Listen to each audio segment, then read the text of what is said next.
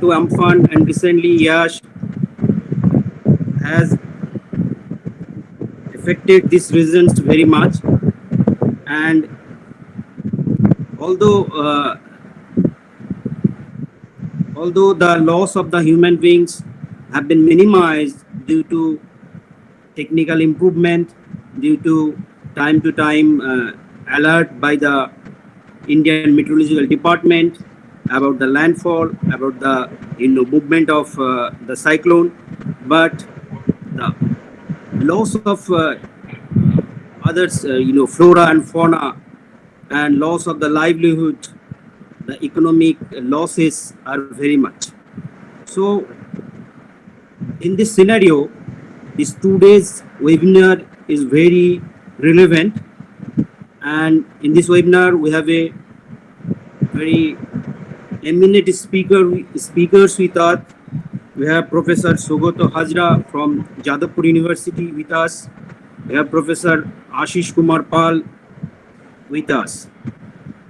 And to welcome all our participants, all our guests, now I would like to request our head of the department, Professor Shumon Pal, the convener of this webinar, for welcome address.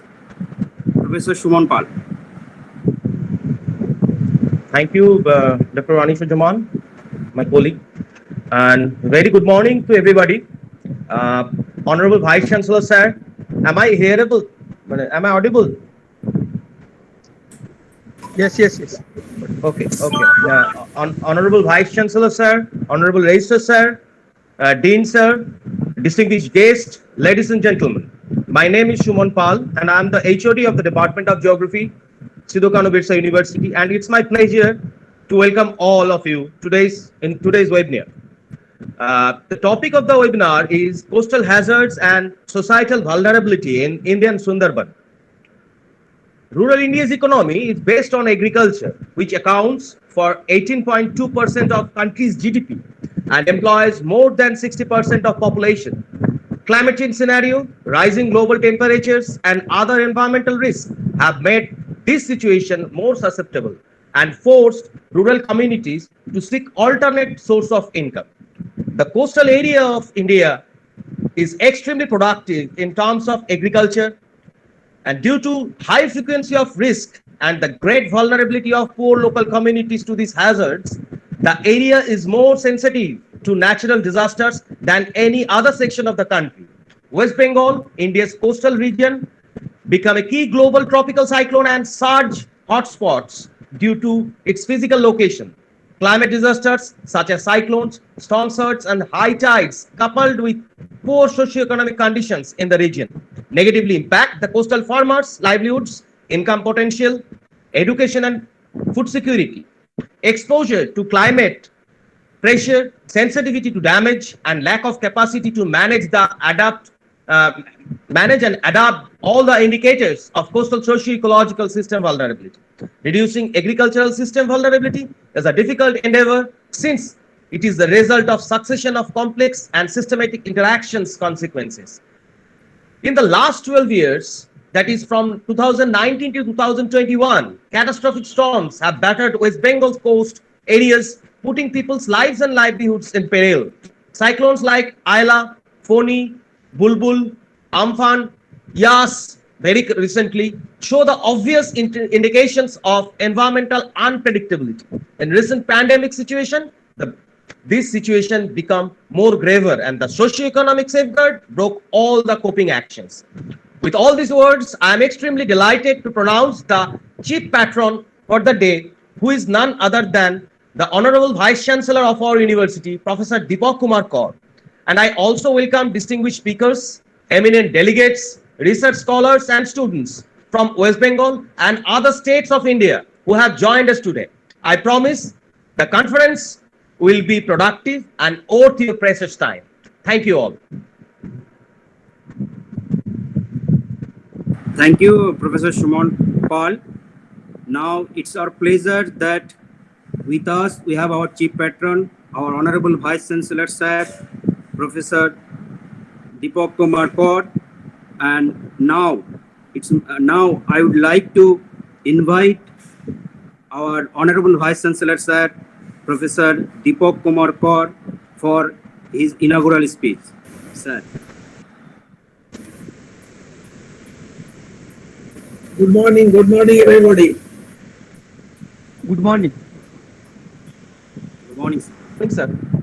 First of all, I must congratulate the entire Geography Department of Sidho-Kanho-Birsha University, Professor Suman Pal, head of the department, and all the faculty members, research scholars, and the students of the department in organizing the seminar, the webinar on coastal hazards and societal vulnerability in Indian Sundarban.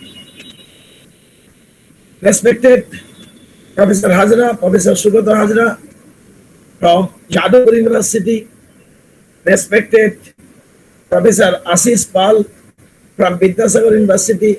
Welcome, sir, both of you, to the virtual platform of our university. Respected Register, other respected officers, and respected professors, and respected deans of the Faculty of Science, Arts, Commerce, dear research scholars and the students. The topic coastal hazards and societal vulnerability in Indian Sundarban is a very relevant one. In last decade, we have faced severe cyclones and hazards in this area due to its extraordinary sensitivity to tropical storms, which often result in devastation.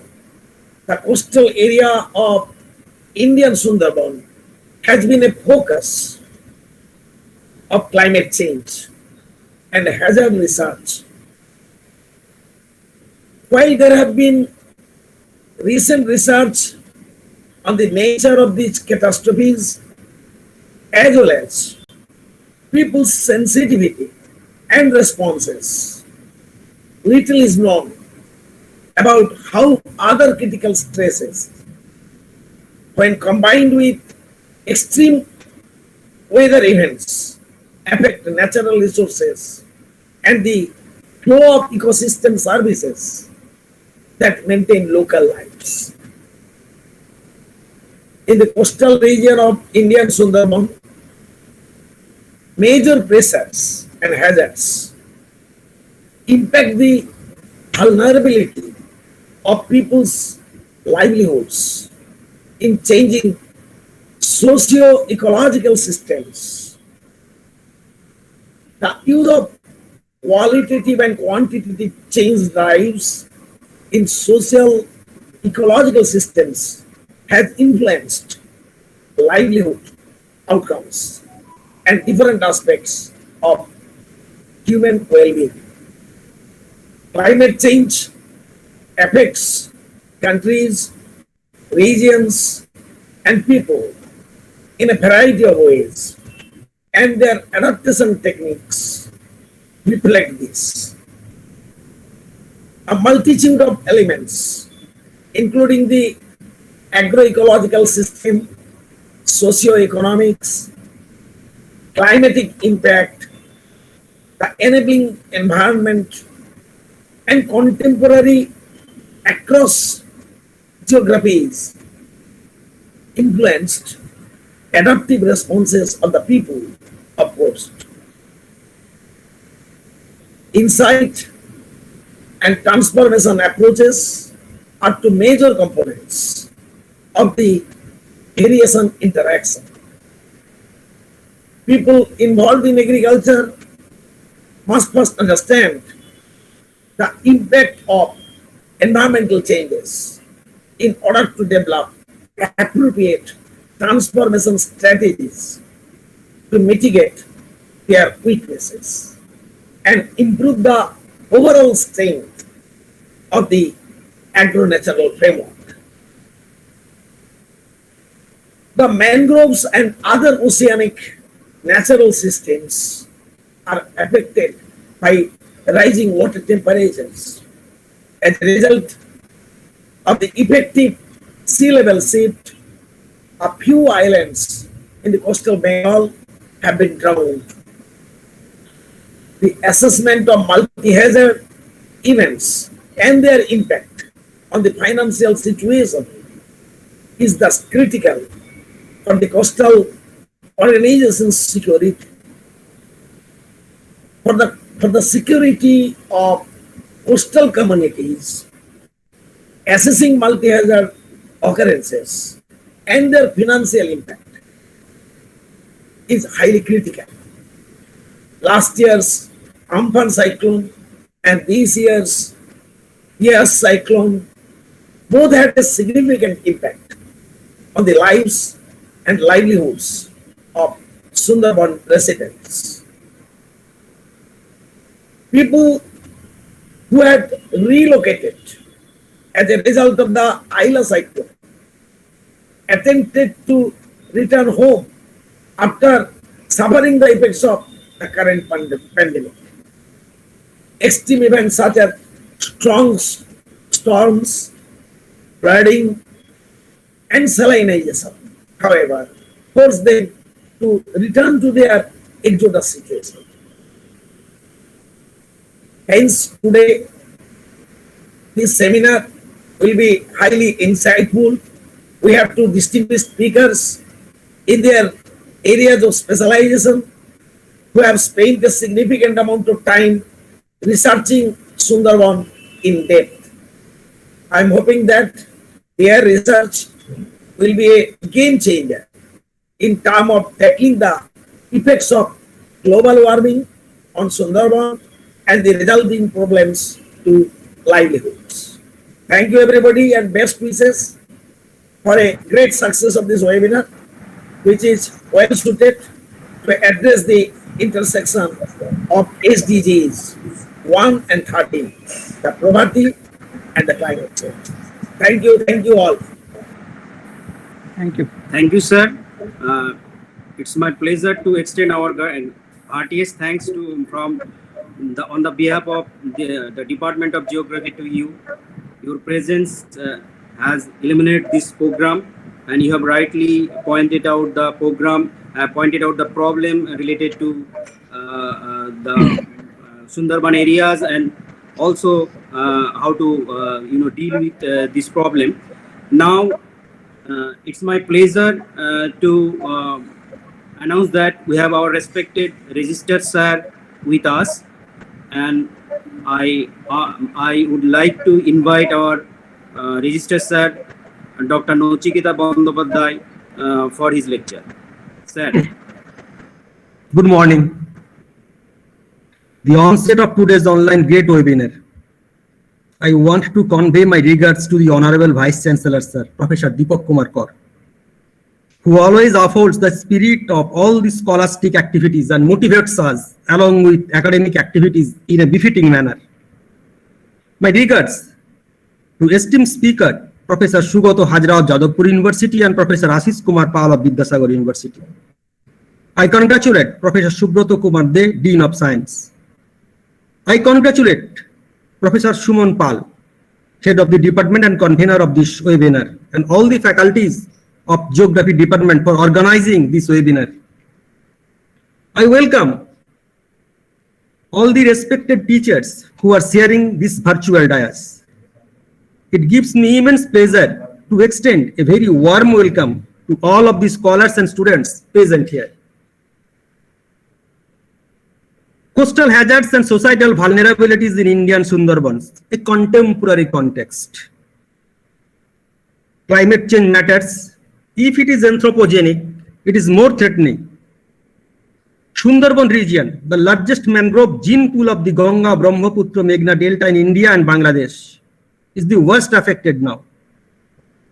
We are concerned of both parts of Sundarban, Indian and Bangladesh territories, Sundarban Biosphere Reserves or Ramsar Site number 2370. Mangroves form an effective bulwark against storm surges, cyclones, tsunamis, and consequently coastal erosion by their soil binders root system. So it acts mitigating climate change. Sundarban archipelago consisting of more than 100 islands. The destruction of mangroves owing to large-scale inundation by the sea is posing dangerous threats of coastal erosion. Islands are disappearing. Forest is half now than what it was during 1830s when Dampier and Hodges surveyed. Beginning in the 1770s, this British East India Company and subsequently the British Government of India encouraged cultivation and settlement in the ecoregion with the view of augmenting revenues, which was the initiating process of shrinkage of this island. Shrinkage of the Sundarbans island will continue at a bigger level is predicted as the sea level is rising at a higher rate than anticipated by the IPCC.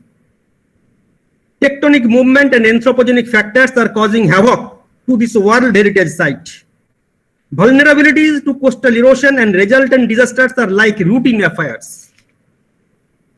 This webinar can explore the problem-solving pathway for the protection of the ecosystem and livelihoods of the people of the Sundarban, along with the areas of present context for ecoregional environmental security, ecosystem management to address degradation, food security through agriculture and fishery, human development and climate action, developing efficient disaster management system, long-term mitigation strategies, and so on.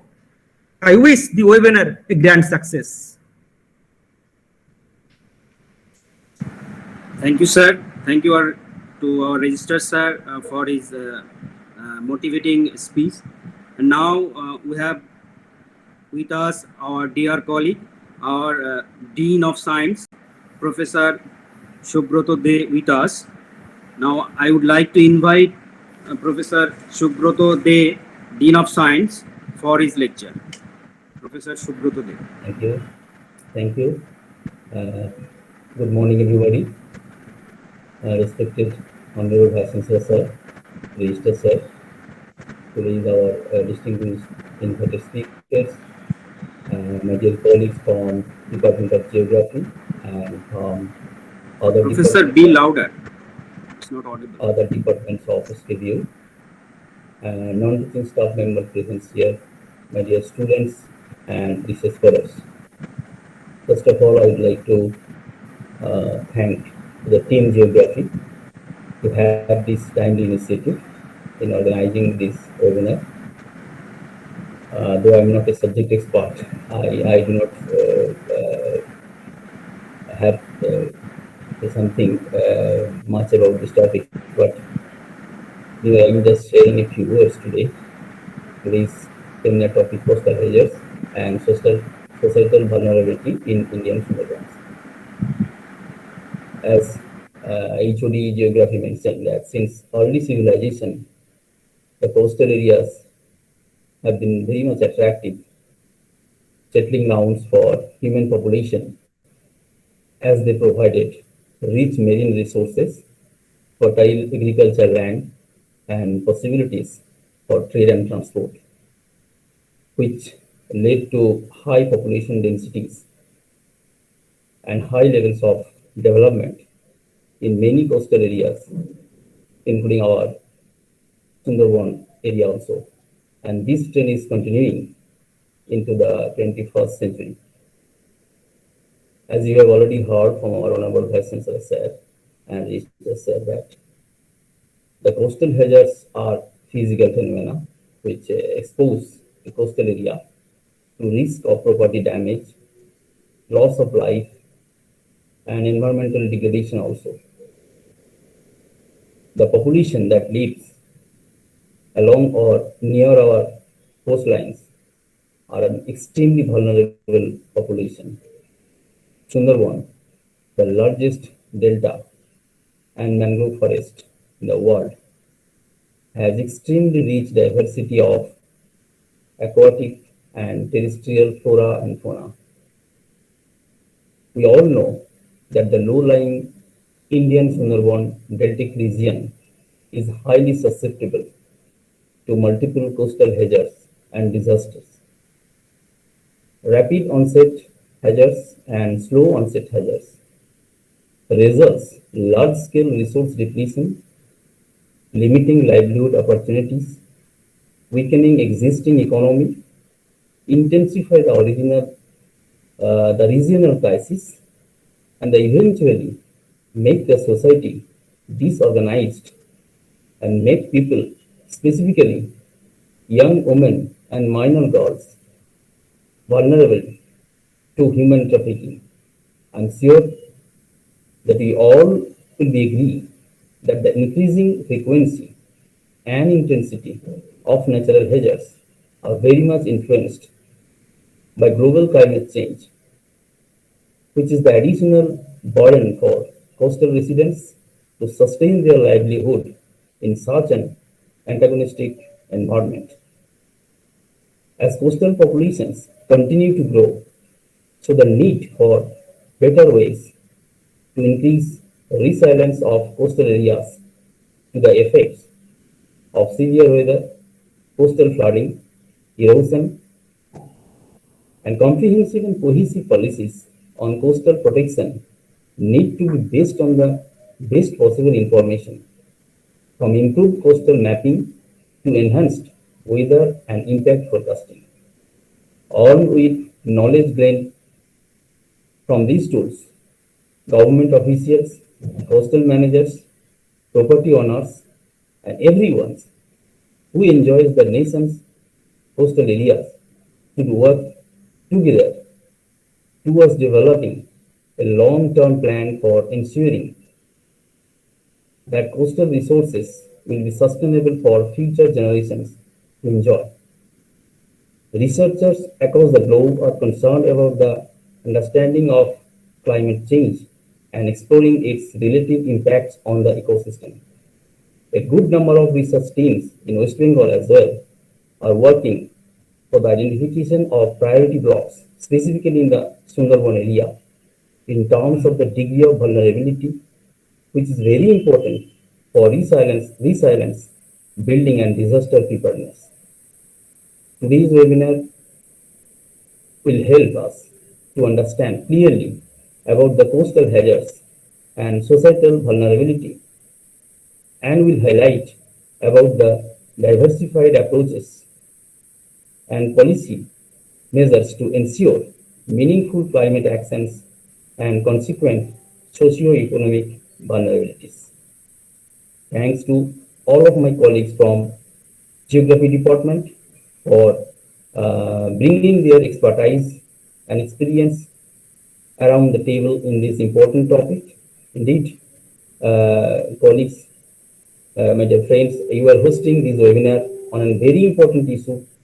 I'm sure that it will be very much enjoyable as well as fruitful, constructive for all student participants and research scholars and all of us. I'm requesting our research scholars, please listen our eminent speakers and try to go more inside for betterment, for sustainable solutions, having some idea from them. Special thanks to our Honorable Vice Chancellor Sir for his great leadership and his kind support in this regard. Thank you. Again, thank you, convener, and as well as the other members of the department. So thank you all. Thank you. Thank you, sir. Thank you for your speech. We extend our heartiest thanks to our Dean of Science, Professor Subroto De. Now it's time to hear from our eminent speaker, of course. Before we'll start this session, I would like to announce one thing, that if any participant is still, there are many participants who are still in queue to join this webinar. So now we can join them. And also I have an announcement for the all participants, that the participant have the opportunity to submit text questions to today's speaker by typing their question into chat box. So the all participant, you can type your questions into the chat box, and of course our respected, of course you will have the many questions for in your mind, because this topic is so relevant, and many people are interested in this, and we have a participant from all over India, all different part of India, and we have a research scholar with us, we have a different professor of our colleges or university with us, and they all will like to interact with each other, with our speakers especially. So you can type your question into the chat box here, and we'll present this question to our speaker, and they will of course answer. So now I will hold this program. I will just hold this program for a few minutes, because there are many more participants who are in queue. So I will ask Mr. Kaloshona Pal to allow them. Kaloshona is our assistant professor. He is in technical support, so he will allow other participants who are in the queue to join this webinar. We just wait for a few minutes.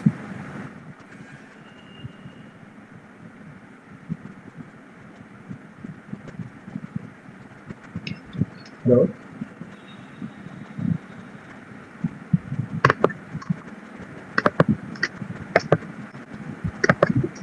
Hello. Ah. Am I audible? Yes, yes. So, as per our schedule, we can start the program within the 5 minutes with Professor Hajra sir, and can start their valuable lectures on the topic on our coastal hazards. So, hello. Yes. Enough audience to and participants we can start our program. Okay. So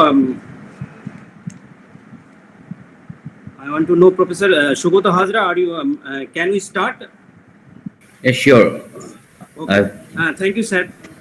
It's my pleasure to introduce to the audience, to the participant, our respected speaker, Professor Sugoto Hazra.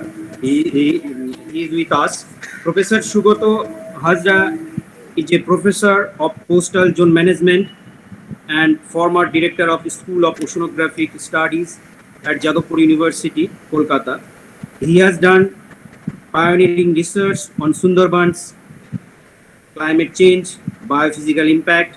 He has led several international and national level research projects on Sundarban and coastal zone, and has more than 100 international publications in different journal and edited volumes. And Professor Hazra has been a member of Indian Arctic expedition in year 1966 to 1967. He is a recipient of the gold medal from Asiatic Society. He is a member of West Bengal State Coastal Zone Management Authority, nominated by Government of India. Some of his ongoing projects include opportunities and trade-off between SDGs and for food, welfare, environment in deltas, tidal energy for village electricity supply, in Indian Sundarban biosphere, study of the carbon dynamics in near-shore water of Hooghly estuary, geospatial assessment of mangroves species, discrimination in Indian Sundarban, their health effect of environment and climate using the airborne hyperspectrum. So now I would like to invite our respected speaker, Professor Sugoto Hazra, for his lecture. Professor Sugoto Hazra. Thank you. Can you see my screen of the Yes, sir. presentation? Yeah. Yes. Just a correction to your introduction that I visited Antarctica, not Arctic, in 96, 97, not at 66, 67. Otherwise, I could have been a very old and wise person not to appear for this kind seminars anymore. Maybe I would not have been capable enough to attend such interesting seminar. And welcome friends and students from all over the area, as you are interested to know about this part of the eastern India, the Sundarban, the part of the biggest delta. As you see, the delta, sometimes when I speak, a lot of people who are not introduced to geography or geology as such, or spatial sciences, you may say, that they want to know about what is a delta. Is it a variant of COVID or something? So it is not a COVID variant. The delta is a landform, this triangular landform that we are seeing, that one side is the Hooghly River, the Bhagirathi, and the other side is the Ganges, the Padma, connected with Brahmaputra, then it is the Meghna. And this is Ganga Brahmaputra Meghna Delta, the GBM, second largest delta of the world and the most populated delta in the world. So I think our Vice Chancellor has introduced the topic very appropriately, stating both the biophysical as well as human level crisis. And today's discussion will be concentrating on the tidally active part of the southern delta, and particularly the western delta, which is part of the India, and it is a part of the Indian Biosphere, Sundarban Biosphere Reserve. So this Biosphere Reserve area, as your in the introduction, the head of the department has kindly mentioned that it is cleared from forest from the colonial time.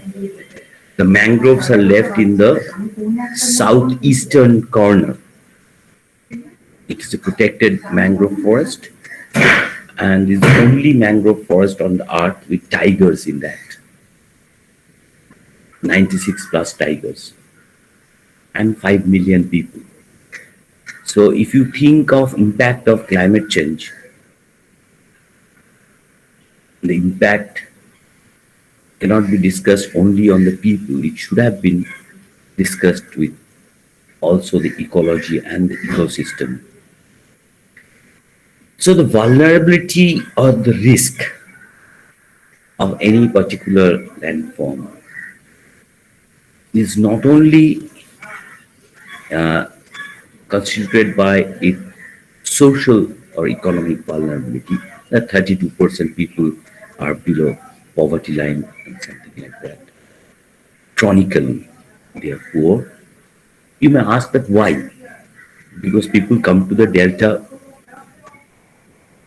because it is a prosperous region and you can just sow anything, it will produce. And the people used to be here lazy because they get a lot of food without much of the toil, as we have to do in Rajasthan or even in Purulia. So, but then why the delta is suffering so much? Because the population is growing in the delta. If you see that the population in flux and growth, both in the delta, as we get from the census data, that gradually the delta is getting populated in the western part, that is closer to Calcutta, directly connected with the mainland part. And these island parts are more or less sparsely populated, but sparsely means it is below 1,000 people per square kilometer.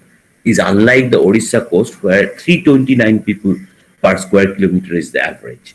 So you can understand our maximum it is 650 people per square kilometer in Orissa in some parts. But here the minimum is 800.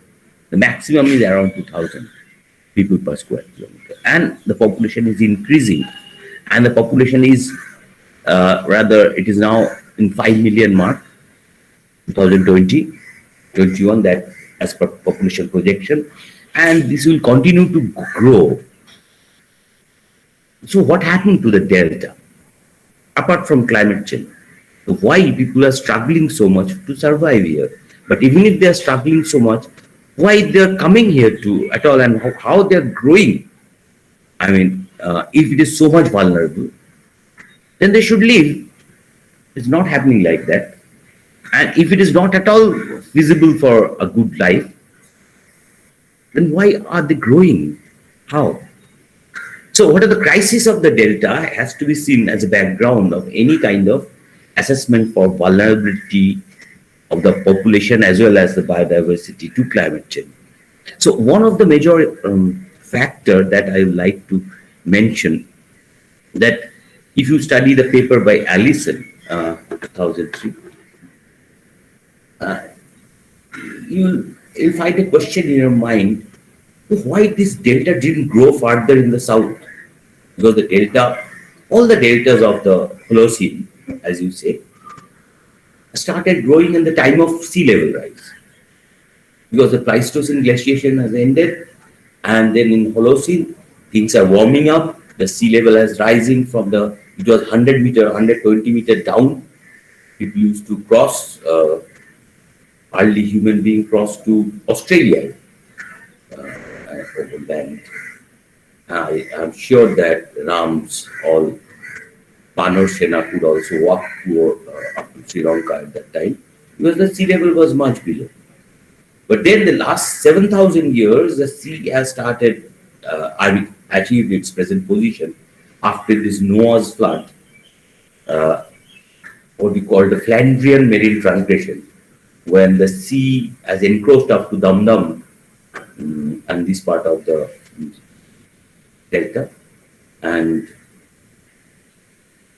then it receded and stayed where it is now. So at this time onwards, the main distributary and the river which contributed to the growth of the delta, that is the Ganges, started shifting its major flow to the eastward, and I am very thankful to the Vice Chancellor and the Register mentioning neotectonics at this aspect, because there are uplands, the Pleistocene uplands, which are rising. You will study a paper by Morgan and McClintock that there was easterly tilt in the delta, and the flow started shifting eastward, actually abandoning the old and historical channel of Bhagirathi. So the delta lobes, the G1, G2, G3, as per Allison's map and dating results, it always showed an eastward progression of the delta rather than a southward progression. So still people get confused that whether we call Ganges Brahmaputra a prograding delta, that is it growing towards the ocean, or a retreating or retrograding delta, that where the sea is moving inland. The things are different both in the east and the west. While the islands like, so if I go back to the previous slide,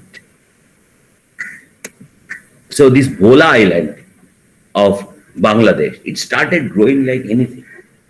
All these islands are growing because you have a flow of sediments and fresh water from Brahmaputra, which we are lacking here. So gradually, our part of the Sundarban got deprived of water and sediments. There's nothing to do with human intervention, but river aggradation and eastward shift of the delta. But anyway, my part of the delta became abundant. So this channel of Hooghly doesn't supply any water to the inside of Sundarban Biosphere Reserve. And all the rivers which are shown in blue, or the border river like Ichamoti, have lost their connections with their water resources. And that is a thing which you may attribute at some part to the human or anthropogenic activity, like say Ichamoti is a river of dream to Bengali literature. There are a lot of movies on that, but offtake at Majdia at one was blocked. 7 kilometers is dry. So you don't have supply. Why? There's 1942, there was a rail accident and nobody could lift that wagon which was in the offtake point, and then gradually it became silted and then it was abandoned. Nobody bothers to. There is a proverb called Bhager Ma Ganga Paina, that as it is a public property, nobody take care of that. Nobody thinks of reviving a river, because what the Britishers did here, they converted our Adi Ganga into a sewage canal. They through Tolly's Nala, and they killed the river Bhagirathi. I mean, not Bhagirathi, that is Vidyadhari, Saraswati. So you can see that how with the wrong planning, the rivers can be transferred to drains and sewage canal, the freshwater rivers. And this is probably the biggest mistake, other than making the dams always in the to arrest further the silt and the alluvium behind the dams to restrict the growth of the delta. So other than the tectonic part, there are dams which has inhibited sediment supply to the delta front. And actually we have lost the battle to the advancing sea, because deltas grow at the time of sea level rise, in the time of climate change, if there is enough sediment supply. But if the sediment supply is seized, 68% decline after the Farakka construction in the Bhagirathi, because water, silt and sediments don't come through feeder channel. And we started losing the battle. Anyway, there was a very positive impact, because salinity front was moving towards Calcutta when there was no flow in Bhagirathi, particularly in the lean period. So after construction of the feeder canal from Farakka, we were getting round the clock water supply, you may say. So it has pushed the salinity front below Diamond Harbour here, north of Sham. But this offtake of Ichaboti is now dead. A Jamuna, which is very interesting river connecting Tribeni to Ichaboti, Tribeni to Tippi, that was also blocked. Shuti at Horinghata is blocked. Offtake of Vidyadhari near Horinghata, blocked. Offtake of Noai near Ichapur is blocked. Vidyadhari near Ghushigata is blocked. Offtake of Adi Ganga near Garden Reach, well, you may say it is now not functioning anymore. You can connect, of course. Disconnected Adi Ganga at Shujapur. Incidentally, Adi Ganga was the main flow of the Ganges, and it's apparently the holiest part of the holy river. I don't know how we allow things to deteriorate like that. Disconnected Piali Diva near Piali station. Disconnected Matla, the mighty Matla river near Canning. And disconnect of Thakuran river, another big river, this Matla, Thakuran, near Kundokhali. So with all this disconnect, which was mapped by one of my students now teaching at Adamas, to him Bhadra, we could actually try to assess that what has happened, how much water it still can flow inside the Sundarban, because the mangroves here are suffering from the loss of fresh water. As mangroves are like human beings. I mean, if we don't have fresh water, we cannot cultivate in the post-monsoon season or the winter. And the mangroves also cannot germinate freely if always the salinity is high. Because so you can understand, when the rain comes, when there's a very good rain in June, July, then they germinate. And you have all your plantation programs planned at September. But if you don't have water at that time, fresh water, throughout the year, it will not be nourished. So it is not that mangroves love saline water. There are few varieties which can sustain themselves in saline water. But there are varieties which will not sustain themselves, will not be able, like Heritaria, Sundari Gach, Sundarbaner Sundari Gach. It is not there anymore. It is very few. Some remnants are there in Chodnekhali. You can go and see how beautiful are they. So this is our human, the neotectonics and the human, impact, you may say. And so you have a salinity situation here. The salinity situation is unlike, these are the lower salinity in the lower estuary, middle estuary, upper estuary is freshwater. It is not like that. The salinity gradient is from west, where it is having a low salinity, to this medium salinity zone, and then a high salinity zone. So the salinity gradient, like the delta progress, is also from west to east. So this is another peculiar feature of the delta that you have to remember. And as I was saying, that we are getting a very limited freshwater supply. So there was a plan of getting 40,000 cubic when there was the Indo-Bangladesh Farakka Treaty was signed. And Bangladesh always complained they are not getting the water, right amount of water. And we don't complain, because against whom we will complain that we are not getting the required water? So in place of 40,000 cubic, we are not even getting 28,000. So how does the delta survive if they don't have sediment, if they don't have fresh water?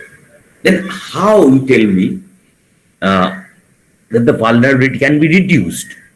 And you see the fluctuations of salinity in each of the estuaries, which are no more a river, that in Shishagordeep, the Hooghly, it goes up to 35 and falls back to below 10 in Shagor. And in Fezerganj, it goes up to again 30, 32. It falls back to 10 in monsoon. It's like that. You see the fluctuations of the salinity. Matla salinity,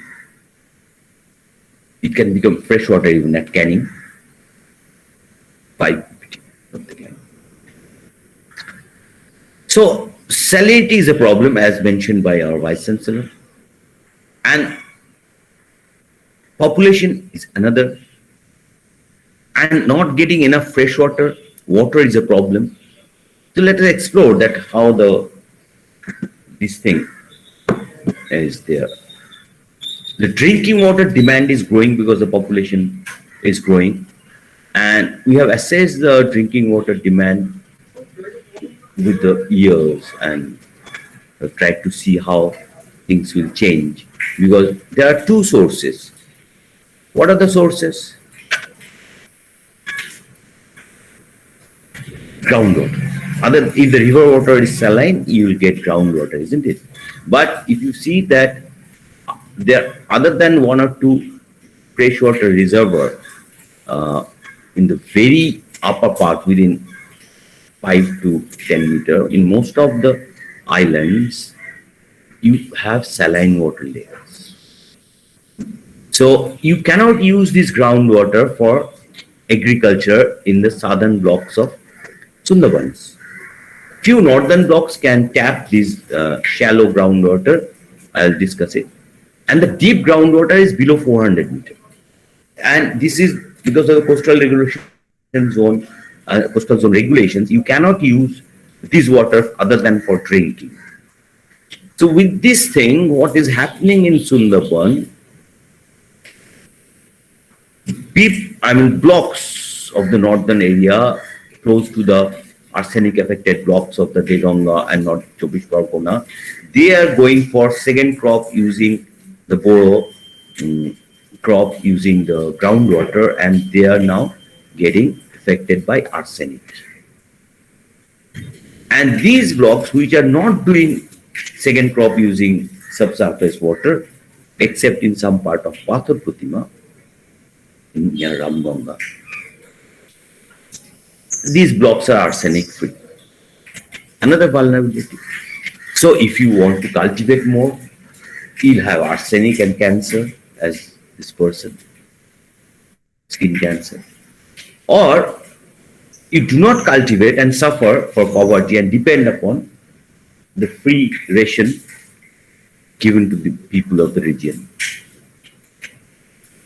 So this is not the choice for a prospering delta. We have assessed that how the water tanks and shallow tubules can supply how much water and what will be the deficit.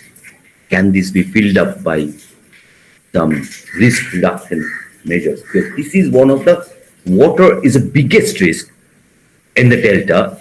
At one part, it is a surge, the water coming in, flooding your houses, destroying your property, and the other is you are starving for water, fresh water. You are not getting enough fresh water for cultivation, not enough water for drinking. Even you have to travel 500 meters at some places to go to collect fresh water. So all these southern blocks, Mathura, Purwan, 2, Pathar, Pratima, Kab, all these are water deficient blocks. And here you have some more water than your demand. So this is another research that we could do. So with this backdrop about the existing, I have laid the platform for the delta analysis of land, of water and forest. And now if you have superimposed global warming on that, and some people think, is it true? Is it happening? Because the last year was quite warm, but this year it is little less, and the winter is very chilly now. So like that, they still try to defend that the global warming is not happening. But it is unlike to the reality, like we believe that the COVID will not affect our population because we are pretty resilient to, we believe we live in so polluted situation, the COVID will not be able to affect us much. But it appeared that it has affected and it will be affecting us.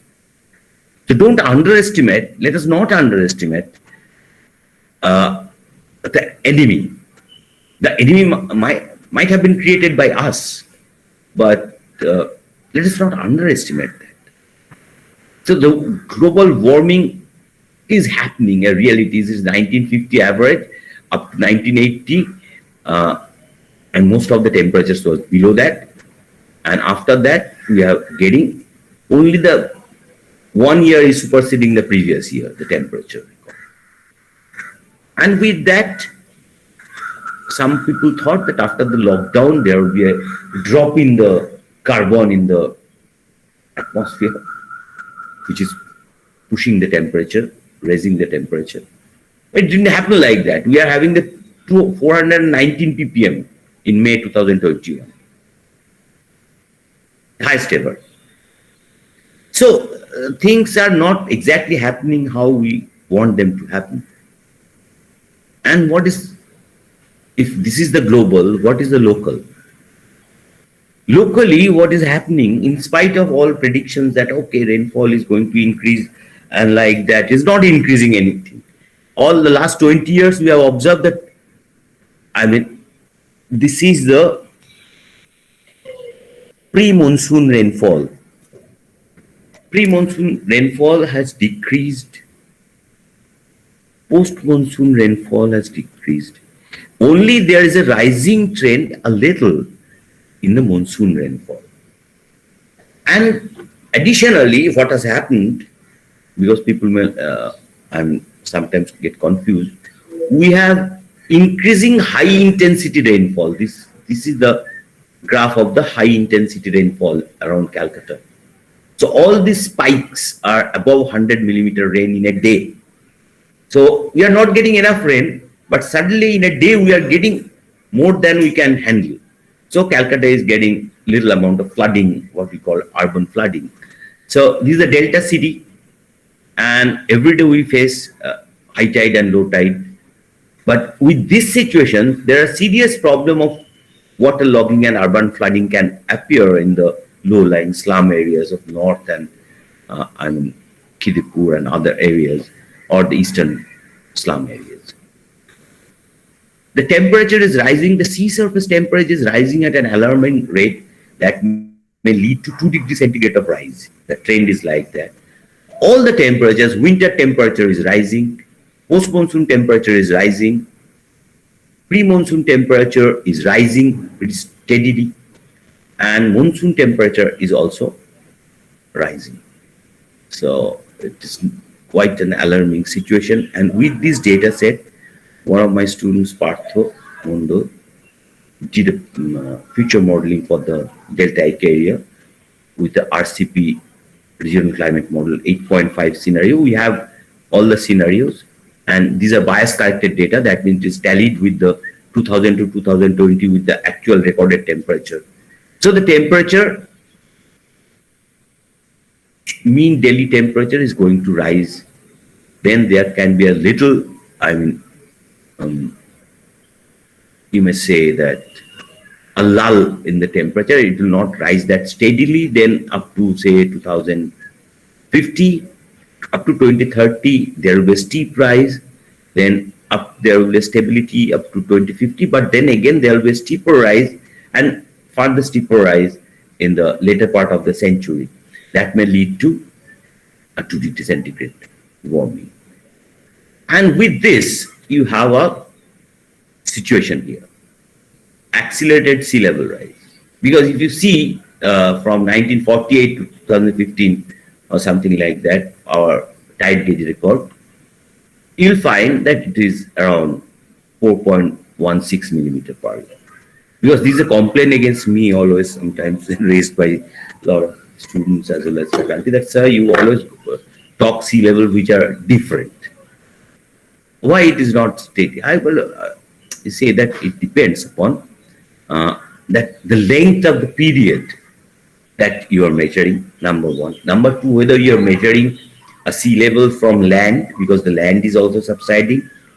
If there is more subsidence, like say in Diamond Harbour, the rate of rise will be more than 5 millimeter per year. As after very late, 2019, the government of India has finally placed a thing in the parliament by MOES that, okay, yeah, Diamond Harbour, we have the highest rate of sea level rise, where the globe is observing 3.3 millimeter per year rise. We are observing more or less 5 millimeter per year. And if I calculate 2006 to 14 period, it will come around 12.1, and we can break down. But average, if I omit the filter in the 19-year cycle, the tidal cycles for this data, then the average will come from 50 to 2020 as 6 millimeter per year. And this is double the global average. So you can understand what is going to be the risk. And this is the pattern, this is the temperature that we have already discussed. Sea level is rising at an alarming rate. And so what is the result?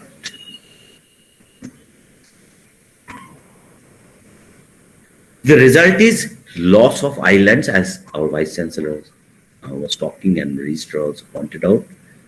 These islands vanished from the map, making the first environmental migrants from India, which are climate refugees, you may call them.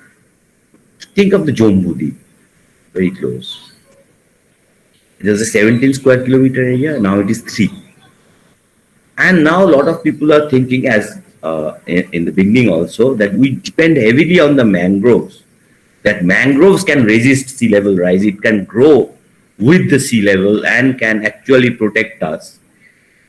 But can you see the tiger habitat of the mangroves are also eroding, and eroding pretty alarming rate, in the more or less in the same rate, if not more, than the human habitations protected by embankments. There's no protection here because mangroves themselves are protection.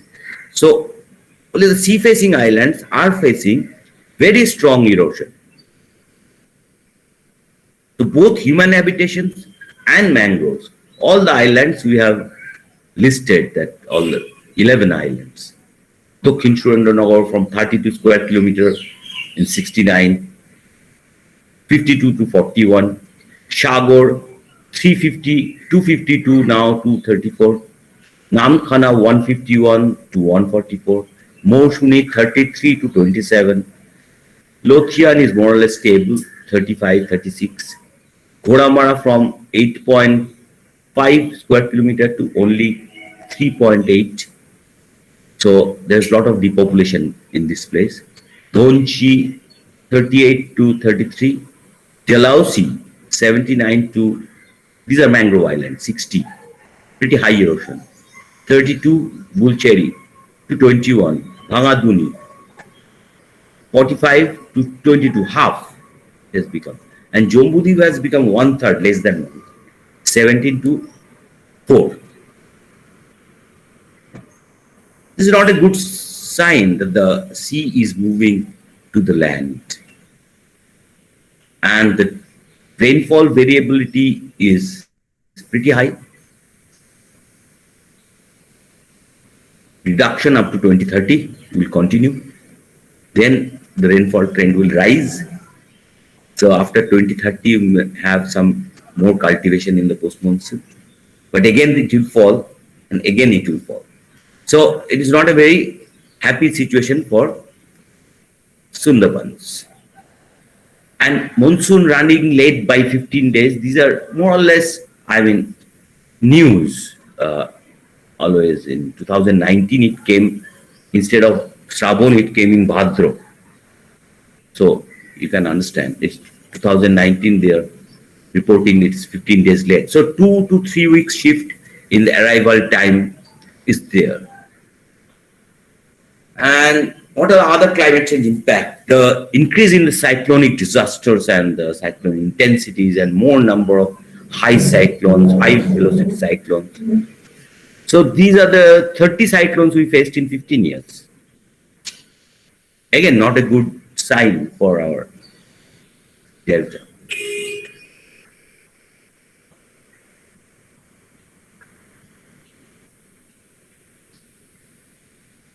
Storm and surge.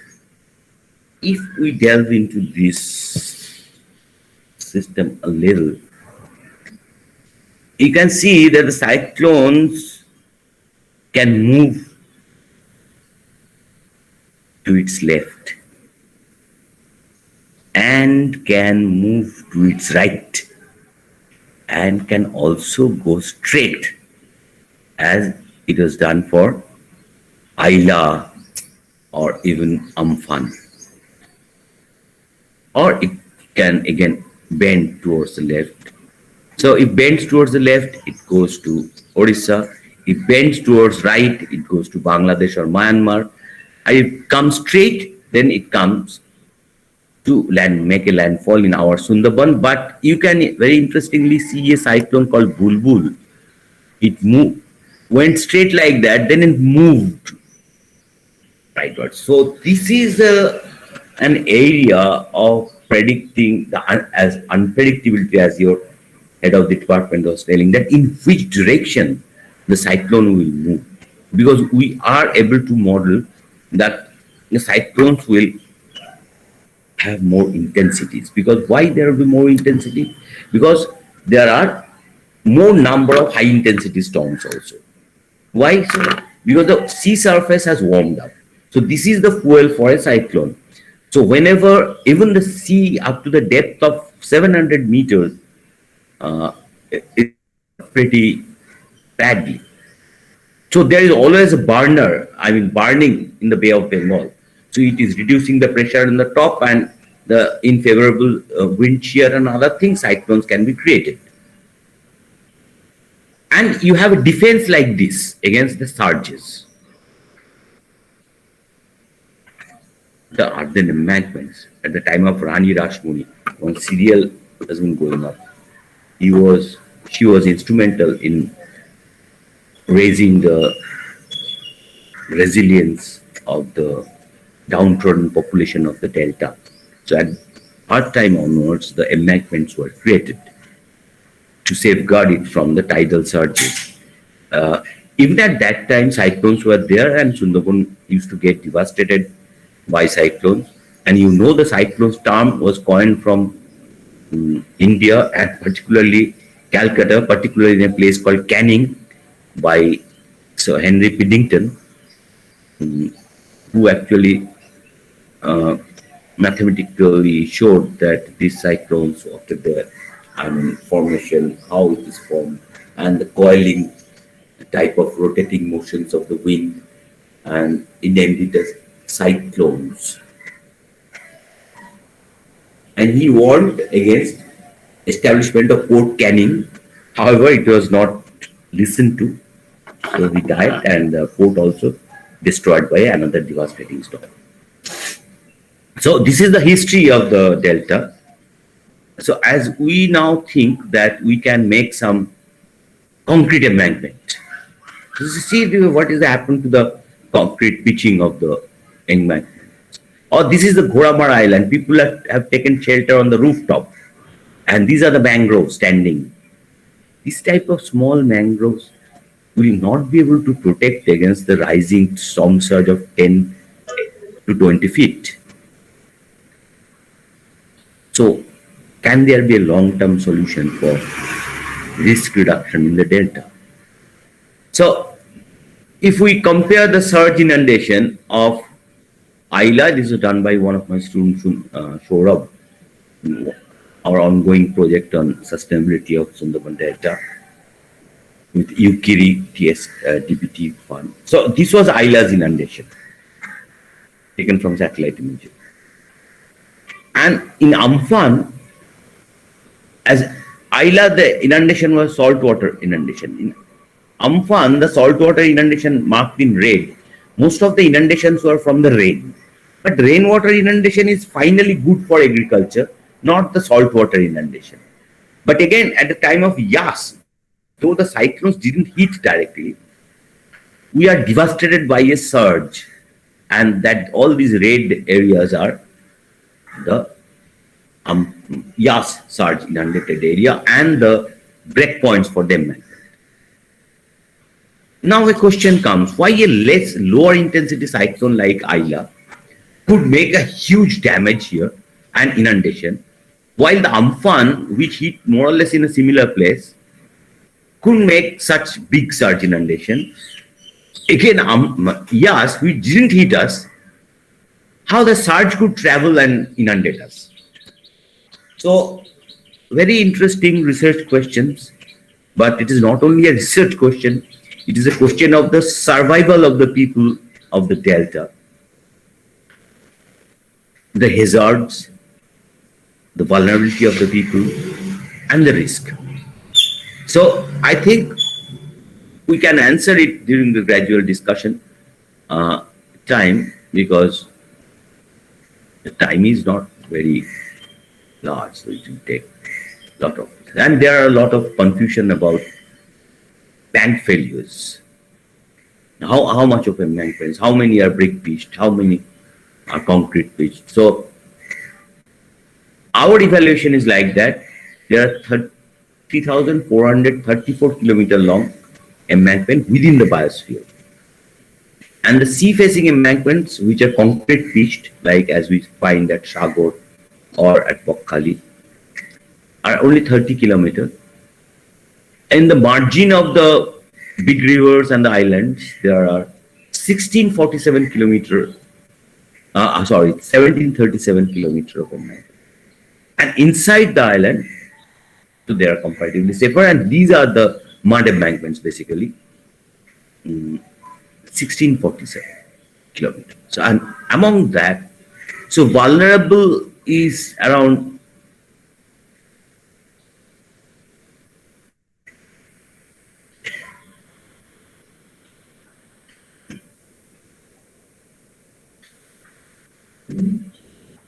yeah, hello. Can you hear and see me, because I am getting a message? Yes, sir, it is audible. Presentation is stopped. Presentation is stopped. You are in which page?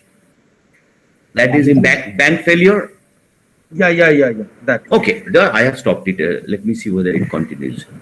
So these are the villages that we have plotted. That the red one. that which have been inundated, and there are only 61 villages among the 1051 in the biosphere reserve. It gets continuously inundated in the 3 cyclones, repeatedly inundated. So you can see that we need a thorough study of vulnerability and mapping the risk reductions for the embankments. The slides have changed? In Yes, erosion? sir. Yes. Okay. Yes. Thank you. Thank you. So, as again, I'm suggesting that even the mangroves are unable to keep pace with the rate of sea level rise, because mangroves cannot survive without sediment. They cannot resist the sea level rise. They can arrest alluvium if it is there. But if there is no supply of sediments in the delta, then what the mangrove will do? They cannot produce silt, isn't it? So we have lost the 61 square kilometer of core mangrove area, the tiger habitat, in 20 years. Buffer mangrove area, we have lost 69 square kilometer, the light green one. But thanks to our effort by the Department of Forest and the people of Sundarban and the NGOs, these red ones, we could create lot of mangrove forest in the human habitation. So that is around 55 square kilometers. So all total, we have lost the forest 75 kilometers. You can understand that how much biodiversity would be affected, because these are habitat service of any forest. So in this background, if I assess the hazard, vulnerability, and risk, generally in term, there will be a lot of confusions. People who have already tried to do it might face. There are 2 sets of document of IPCC AR4 and AR5, which have different definitions for hazard. Hazards, we generally think these are potentially damaging phenomena. So, should we include temperature in that? There is the thing. Vulnerability is a degree of loss of given element, a set of elements, resulting from occurrence of natural phenomena of a given magnitude. It can be very good for an earthquake, but this kind of definition will not hold good for climate analysis and the element at risk also. So they have come up with an assessment of risk. It is basically hazard into vulnerability. The point is, and into exposure also. Then what is the exposure? If you compare the documents of IPCC AR4 with AR5, we have a paper on that. You will find that you are getting a competing definitions. Now, how to resolve that? That is the question at this level. The layman's Sundarban is already, we have discussed. Now it is for the geography students and researchers. The IPCC concept is like that the risk is a function of vulnerability, hazard, and exposure. So it actually comes from a disaster type of concept. But concept of vulnerability was well built in AR4 of 2007, AR5 is of 2014, where they are defining vulnerability in terms of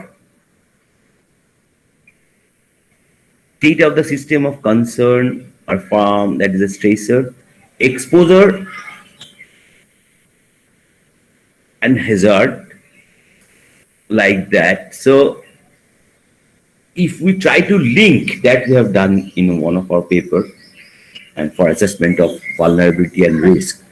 So as per AR4 situation, I mean the statement, they consider exposure as maximum temperature, minimum temperature, average precipitation, flood, cyclone, river and coastal erosion, you can see. So these will create the potential impact, and these are considered under exposure.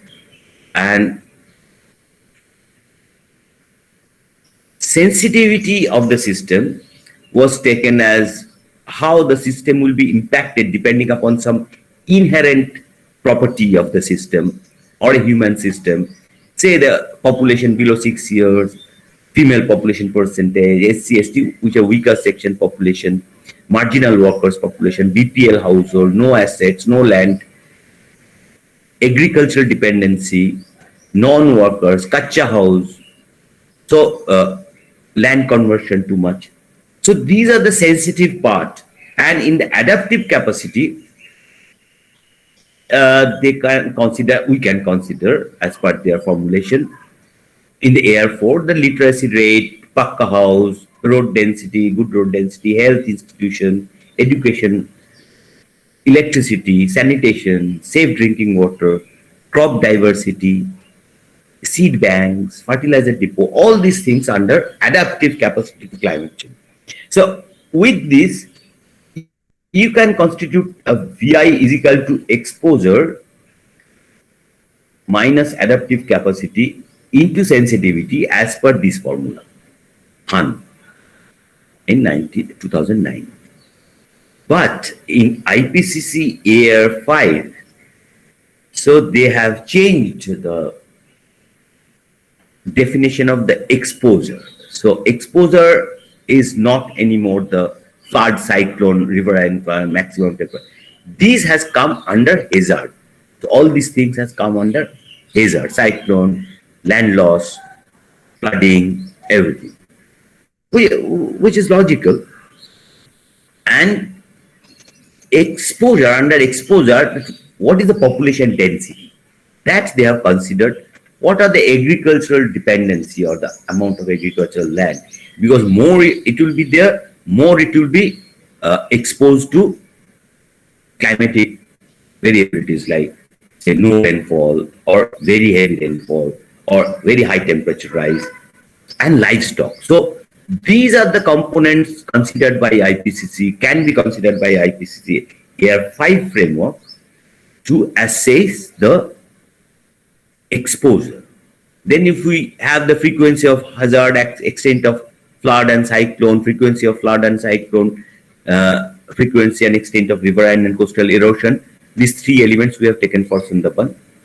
Then we consider it as hazard, and these together, adaptive capacity and sensitivity,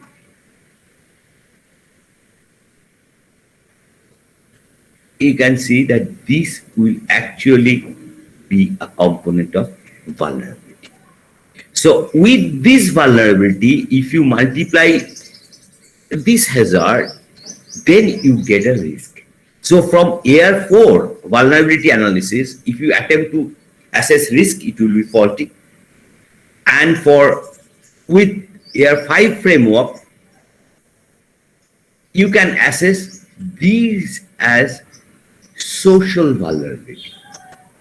And then you superimpose the climatic hazard on a socially vulnerable framework,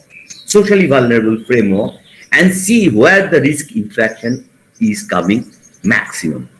So the main task remains, therefore, to assess the social vulnerability. There is a very good paper that we could finally constitute from a TECMA project on the entire social vulnerability of the delta. Here I'll just show the social vulnerability component of the block level analysis. We could do this analysis in further lower level, but in the published paper we have done it also for the Bangladesh Upazila level and our 51 blocks of North and South 24 Parganas.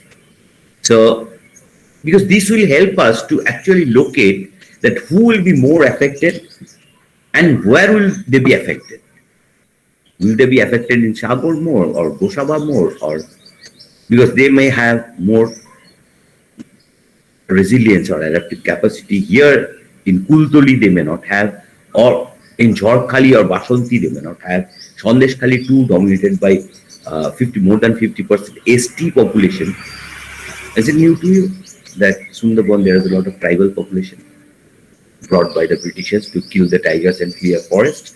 So anyway, so vulnerabilities will be variable, social vulnerability.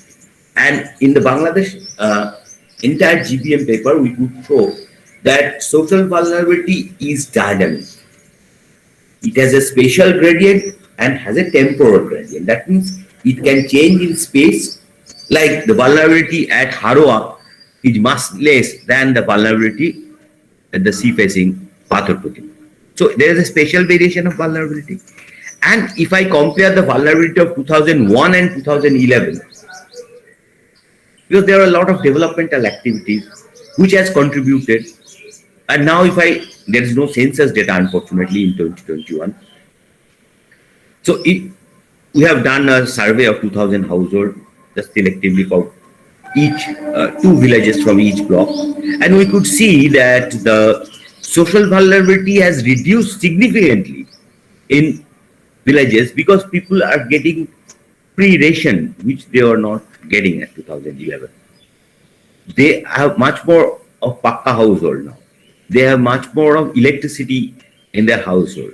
So you can see how vulnerability can be reduced. The cyclones you are unable to reduce. But if you have a Pakka house, then your adaptive capacity or resilience will be better. If you have prediction of cyclones, if you have warning of cyclones, if you have good evacuation that we have seen for Amphan or for Yas. But the problem of water, the problem of salinity, you are not going to address. But okay, education, Kanasri, and other help to, weaker section of people and students, good, it is helping, is strengthening them. So there is a reduction of social vulnerabilities possible with time. So here lies the key catch, how to reduce the risk. If you can reduce the vulnerability of a population, social vulnerability of a population, if you can eradicate poverty, you can reduce the risk to climate change. Am I clear in my point? That these are the variables, 16 variables we have used. We have done PCA and other things. I'm not going to show this. But percentage of dependent on agriculture, marginal workers, SC/ST population, no safe drinking water, no electricity, no sanitation. So these are composing this vulnerability at a 2011 level.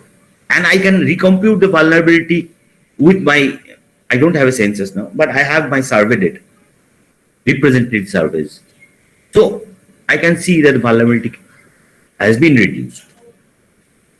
So with that, if you create a map of risk, vulnerability and hazard, incidence of hazard, so you'll see that these areas which are most highly vulnerable are also under very high risk of climate change. And these are also, this is extremely high and this is very high risk. And these are less because of their stronger adaptive capacity, good embankments, good household, solar electricity. Now we have line electricity in Chhagoland. So you can see that we are unable, being in the receiving end, we are unable to resist the climate change because we have not created it. People, the bigger countries, richer countries, they have to do something. We can support, we can reduce our coal power emissions by 34% by say 2030, 2040. Yeah, we are doing our part. The point is that something more has to be done to reduce the temperature rise or the rise of the sea level, because a part of the sea level is steric rise of the sea level. So the risk and vulnerabilities both can be reduced if you can reduce poverty, dependency on agriculture. We have seen in areas of Kuapata in Bangladesh or Sagar Bokhali region of Sundarbans that whenever there are some alternative livelihood generations like say tourism, people are getting some amount of money, engagement, occupations other than the agriculture, which are becoming less and less feasible, profitable in this type of situation where there is no water throughout the year, where the cost of the agricultural production is very high. The fertilizers, they are not shifting to organic fertilizers or anything, because they don't have the cows and cattle, because there is no grazing land at all. and there is very huge population demand. So whenever there are some alternative livelihood, like say service, school teaching, and these and that, some industry, some cottage industry, uh, maybe MG Energy is helping quite a lot to have some amount of sustainability support, and the free food, free ration through PDS system. Things are changing, but this is not the right way to change because they have to be productive also. So here lies a challenge that how do you plan for a delta for resisting the impact of the climate change, like sea level rise, storm surge, temperature and rainfall irregularity affecting the cultivation, the monocrop agriculture. So to diversify your crop, you go for less water intensive, high, value crops that we used to cultivate in Sundarban in much earlier time. Not relying too much on rice. So I think it needs a comprehensive thinking with the delta crisis at one hand and the possibilities at the other. Because what to do with the delta in the face of climate change? There can be definitely one solution that we are discussing: risk reduction by building embankments with nature, mangrove plantation, extensive mangrove plantation. The point is, if I make a strong embankment, earthen embankment with mangrove in the toe, on the toe as well as in the backside, I need some space. I cannot plant mangrove on the river. So I have to plant it on the, say, this exposed area of mudflat intertidal area. So if I plant it here, I need at least 50 meter to 100 meter space to make a 8 meter high embankment, because that has to be 50 meter wide then. So then probably I'll need to relocate people and ask them to settle a little inside to have safety for them. So that is the coastal zone regulation. If I just ask people, yeah, why don't you accept the coastal zone management regulations and just leave 100 meter from the river side, and inside it may be 50 meters, and then do your settlement and agriculture and whatever. We will make a very fine embankment with mangrove. So build with nature concept. Would you be able to implement it? Because we have counted the household, around 1960 household from Moshuni needs to be relocated, around 700 household from Shabot to be relocated. Poramara there with a more amount of people needs to be relocated. So this is one policy options for risk reductions, that protections and population realignment. There can be another, that is ecosystem regeneration through river rejuvenation. I just discussed about in the beginning that we have allowed some rivers to decay, and now the mangrove is suffering. We are not getting fresh water here in the central part. So if I reconnect Ichamoti, so this is the river, the both neighboring countries of India and Bangladesh is benefited from it. So both of them can adapt this river and can create a example in the world that two countries are trying to rejuvenate a river. It looks like a dream, but well, there's nothing wrong in dreaming. Only thing is we have to act for it. So one aspect is rejuvenating this Ichamoti river. The mangroves get fresh water, the salinity, high salinity can be reduced, we can get back our Sundari trees here. If we reconnect the Hooghly with Ichamoti, rejuvenating the river Jamuna, it is not the Jamuna of Delhi, Noida area. Okay, that is also a drainage channel. Anyway, but this river, that was Krishna's Jamuna, but this is our Bengal's Jamuna. So then the excess floodwater of Hooghly can be transferred like this, and you have the intermediate rivers joining with Jamuna, supplying fresh water.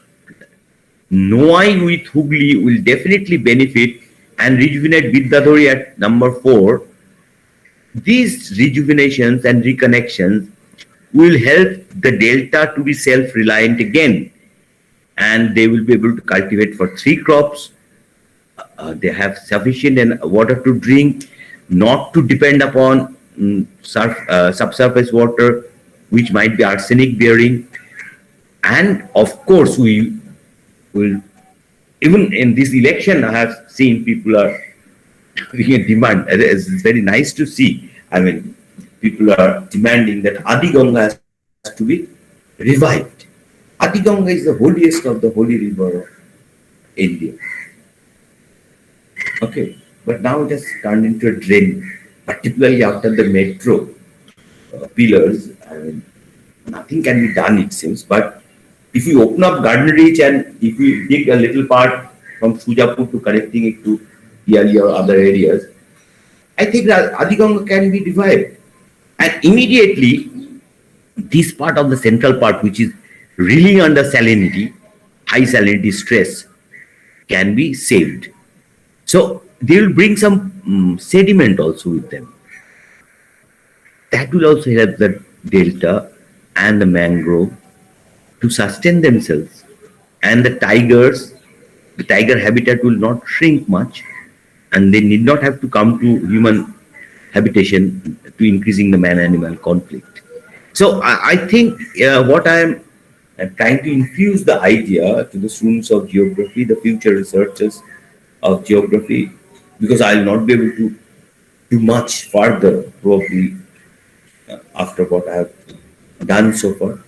But you have to take up the walk at different parts of the country to regenerate the ecosystem and ecosystem service, because this is a key to our survival. This is the message that we learned from COVID, that we destroy indiscriminately the forest. If we start eating everything from and whatever, I don't know, bats and armadillos, and why we have to eat everything? Well, I cannot just divide the world as edible and non-edible. That okay, these are the houses, these are not edible, but these are anything moving is edible. I think we have to restrain ourselves from this kind of compulsion, you may say. And we have to rethink our life, our way of life, in a way that we can sustain ourselves. Otherwise, where these people from Sundarban will go if the islands get submerged after 10 years, 20 years, 40 years? Where these persons from Goramara will come to Kolkata? Will they go to Delhi? Will they go to Gujarat as a rickshaw puller? They were having a landed, good cultivators. Will they pull rickshaw in Gujarat? So, we have to choose the options at the time of climate change. So, that's all I think I have this much to discuss. And these are the references that I have used. These are all with our contribution from this side. All the figures, diagrams, except from those of the new students, these are mostly Chovik, Chaberi, Tuhin, Bhadro, and others. So, list of reference I will give. If you want, I can give you separately. This is around 10-15 references that will be useful for the delta studies and also the migration. I have not touched migration this time because we are concerned about risk reduction. But as you can understand that from the most high risk places. These are the places of, again, high out migration, the places of higher vulnerability, higher risk are promoting people to migrate out from the delta. So if we cannot generate enough employment in the delta, we have another option to train these people, first to record this migration, so that when they come as a return migrant, we have some facilities, or we should have a nation, one ration card that is being implemented in the different parts of India. That is a good system. They can take advantage of that. But the most important part is that we need to train them to some skills. Yes, migrants, if they go with some skills of, say, maybe plumbing, or maybe, say, TV repairing, or solar mechanic, something like that, computer repairing, mobile repairing.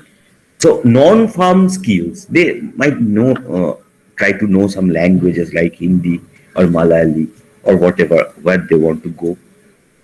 So if they have some skill development institutes to train the migrants, record the migrants, so actually take a measure so that they are not cheated at the place of their where they go and come back after working.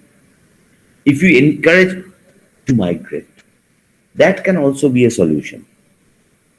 So with these kind of options, I think I leave the my talk for discussion. And if you have any questions, I can always interact. And thank you very much. Thank you, sir, for this amazing presentation. This presentation shows that the problem we are facing in the Sundarban area and how this problem is interrelated, like the ill planning of British, on river Adiganga or dam construction, how that planning is, disconnect the supply of sediment, and how this sediment supply will affect the forest cover, and it has with other problems like global warming, rise in the temperature, and all this, and how this you have covered that how do we can plan for rejuvenate the river for the ecosystem regeneration, and also how we can train people to so that they can they can face this risk. So I extend our heartiest thanks from on behalf of the Department of Geography. Now there is a question answer session, the discussion session, and there are few questions, sir, for you, and it has been presented. So if you answer it, sir. Yeah, very interesting questions. So actually, the first question is my last.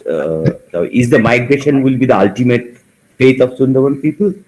It is already a reality for Sundarban people. It is not a permanent migration, but seasonal migration. They are every third household in Sundarban. They send at least one migrant that comes from our survey. But well, complete withdrawal is still not on the cards. The second question is how can we save Sundarban from such extreme events in near future? I think the three options I have told, it now depends upon the political will to select any one. One is short term, that immediately protect the people in situ.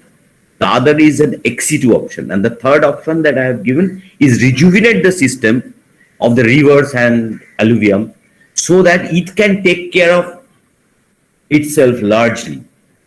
So do some reverse engineering, I mean, make it natural so that the system can take care of itself. So Why most of the cyclones occur in the Bay of Bengal? Yes, so that is a very good question. There are two, three reasons. One is the Bay of Bengal have a pretty warm temperature because it is blocked in the north. So whatever temperature even comes, uh, the temperature is not dissipated, well dissipated. It is accumulated. So it is hot, always above 26.5 degree, except in few winter months. So then next is it is not a stratified ocean.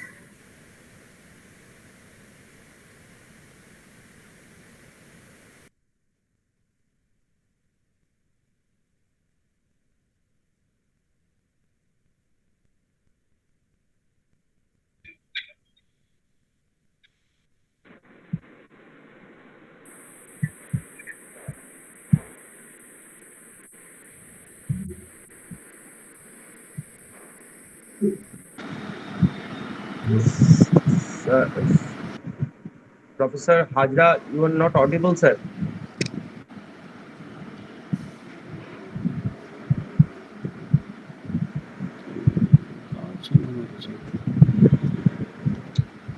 Sir, Sugatu, sir.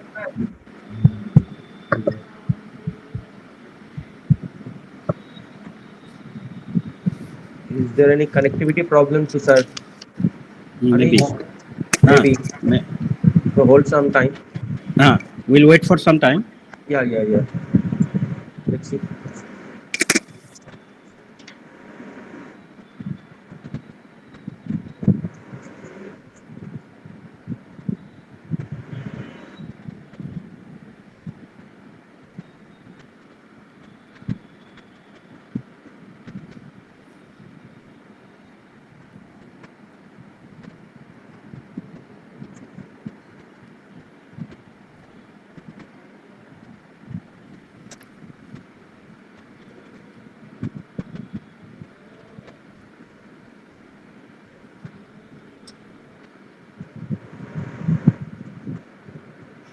Is sir left out? No, sir is not here, no? Sir is not here, I think. Okay. He has left out. Maybe some due to some internet problem or some issue. Internet, maybe. He will join first. Internet issue. Internet problem issue. May I call sir again? Yes. Okay. So participant, please wait for a few minutes.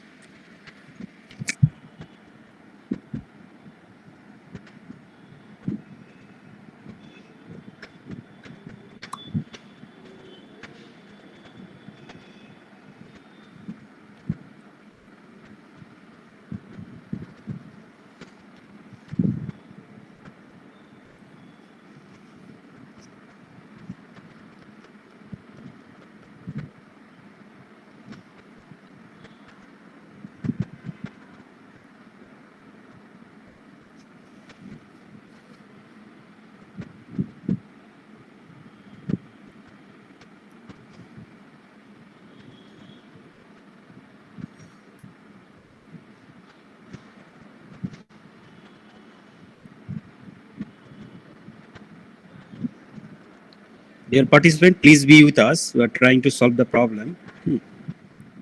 So I think we have issue of connectivity with Professor Shobhot Hazra. So we'll resolve it in few minutes.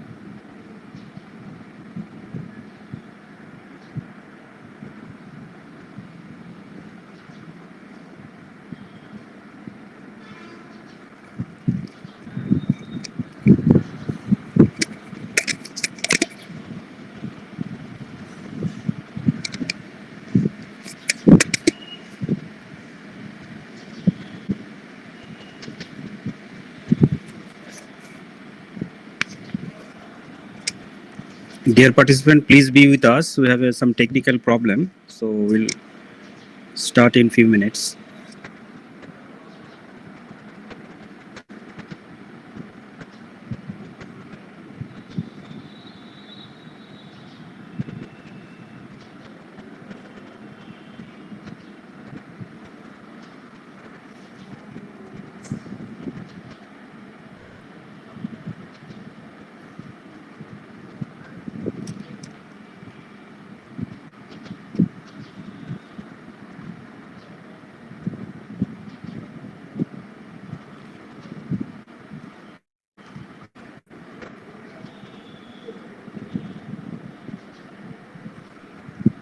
Am Am I audible? Yes, sir. Okay, Professor Sugato Hajra sir has some internet connection issues. He can't join again. So the question raises by the different participants. I am going to mail sir, and he asked to mail all the questions. He will give the answer. If possible, we will share within the time period of second presentation. After the second presentation, if sir mail me, then I will give the answer to the participants. Please don't worry. Sir have some issues of internet connectivity, so we can proceed for next part. Anis, Yes, sir.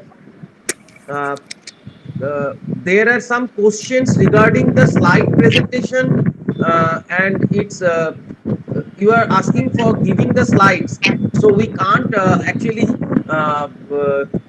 ask our presenters, our distinguished guests, to submit the presentation. If you have any queries, or if you have any want to see the presentation again and again, you can go for YouTube link. There the presentation is live, and as well you can see it after the presentation over when you need. So PPT slide is not going to, we are not going to share the PPT slide for the presenters who have asked this. Please try to connect your Facebook pages. There are the presentation is there. Okay, so we can Sir, move sir on. is with us. Sir join করেছেন। Okay okay okay, you can. Sugata sir,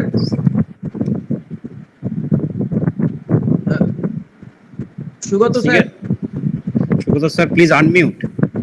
Sugata sir please unmute. Yeah, answering the questions one by one. Yes, So, sir, yes, sir. why cyclones are in the Bay of Bengal? Because of the high temperature, and the temperature is unable to distribute because it is a northern part is blocked, and it has a, with 10 degrees channel, it has a connection with the Pacific. So we have the El Nino impact directly in this ocean. So we have again the high temperature, the Indonesian thorough flow comes to this part. So we have more coral bleaching here also because of that. So that is the best ideal ground for cyclone in Bay of Bengal. And the problems of freshwater, excess salinity, cyclones many problems are there, but why the population is growing there, and how to protect the biosphere in future. The biosphere is protected already in spite of population. The point of biosphere degradation is coming from mostly from the climatic and other factors, like cyclones are also damaging the mangroves. So much repeated cyclones, the mangroves are not getting enough time, as shown of one of my students has found out that it is showing a serious degradation after the cyclones, which is unable to recover if it happens every 6 months or like that. So it's unable to recover. So is there an example of proper planning anywhere in the world which can be followed to solve the problem of Sundarban? Why don't you look at your neighboring country, Bangladesh? They are creating a delta plan. Just type delta plan of Bangladesh and see what they are planning. At least planning stage you can see, and then about the implementation. Even Bangladesh has done very good work for poverty reduction, education, which is ahead in Human Development Index than us. Now, some fun and yes, both the cyclone events have make a huge loss in aqua farming areas in the extreme northeastern portion of the SBR, Harwa Minakhan. Yes. How can it be reduced? I am unable to answer this question that how the aqua farm can be saved from the surge. So we have to protect against the surge, and the aqua farms should resist themselves from cutting the embankments and taking the tidal water inside so that they get more saline water. But this part, Harwa Minakhan area, yes, these are pretty inside. These are more or less on the Dampier Hodges line. So quite away from the area, but that's a depression. That is a swamp area which has now been converted into brackish water farms. So you need to have embankments and other protections. And also they can think of mangrove plus aquaculture. This is a new concept that Vietnam is using. Both mangroves or rice farming with aquaculture. So might not be brackish water always. It can be freshwater aquaculture and rice together. So this is also being practiced in some part of our biosphere reserve. So these are the ways to safeguard the aqua farming areas. But cyclones and surge, of course, the damage, unless you have very good embankments, protections, so it cannot be saved. So it is found day by day vulnerability of the place increases, though the demographic density increases. This is not happening in the Western countries. So there is any specific issue regarding this. Do you want to harp on the population? So you see, the Western countries are not populated like us, but they have created the real problem of climate change, isn't it? And why are we, with lot of population but not much of carbon emissions, we are can solve this problem for them? I just don't know, because I cannot take cue from West that how they have exploited the southern countries for 200, 300 years, and how they have accumulated resource in their own countries at the expense of our development. And now when it is time for us to be independent and develop ourselves, we are facing a barrier that they are planning very nicely. They are going for nuclear energy and other things. We are unable to go for nuclear because there are treaties. We don't have much of uranium reservoirs like that. So I don't think population is the answer or it is the source of the problem. The source of the problem is definitely conversion of natural capital to finance capital. So how do you see the problem is very important, because that will give you away. Otherwise, the simple options will be there. Let there be a lot of pandemic like COVID and cholera.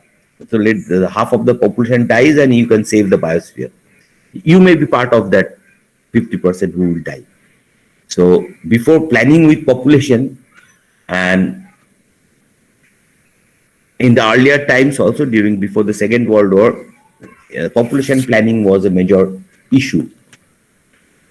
And keeping the fittest population on the earth and destroying the weaker population was an answer to the all misery the German used to face.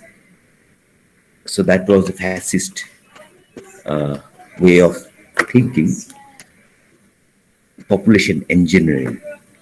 But we will discuss definitely ecosystem regeneration as an answer to that. Okay.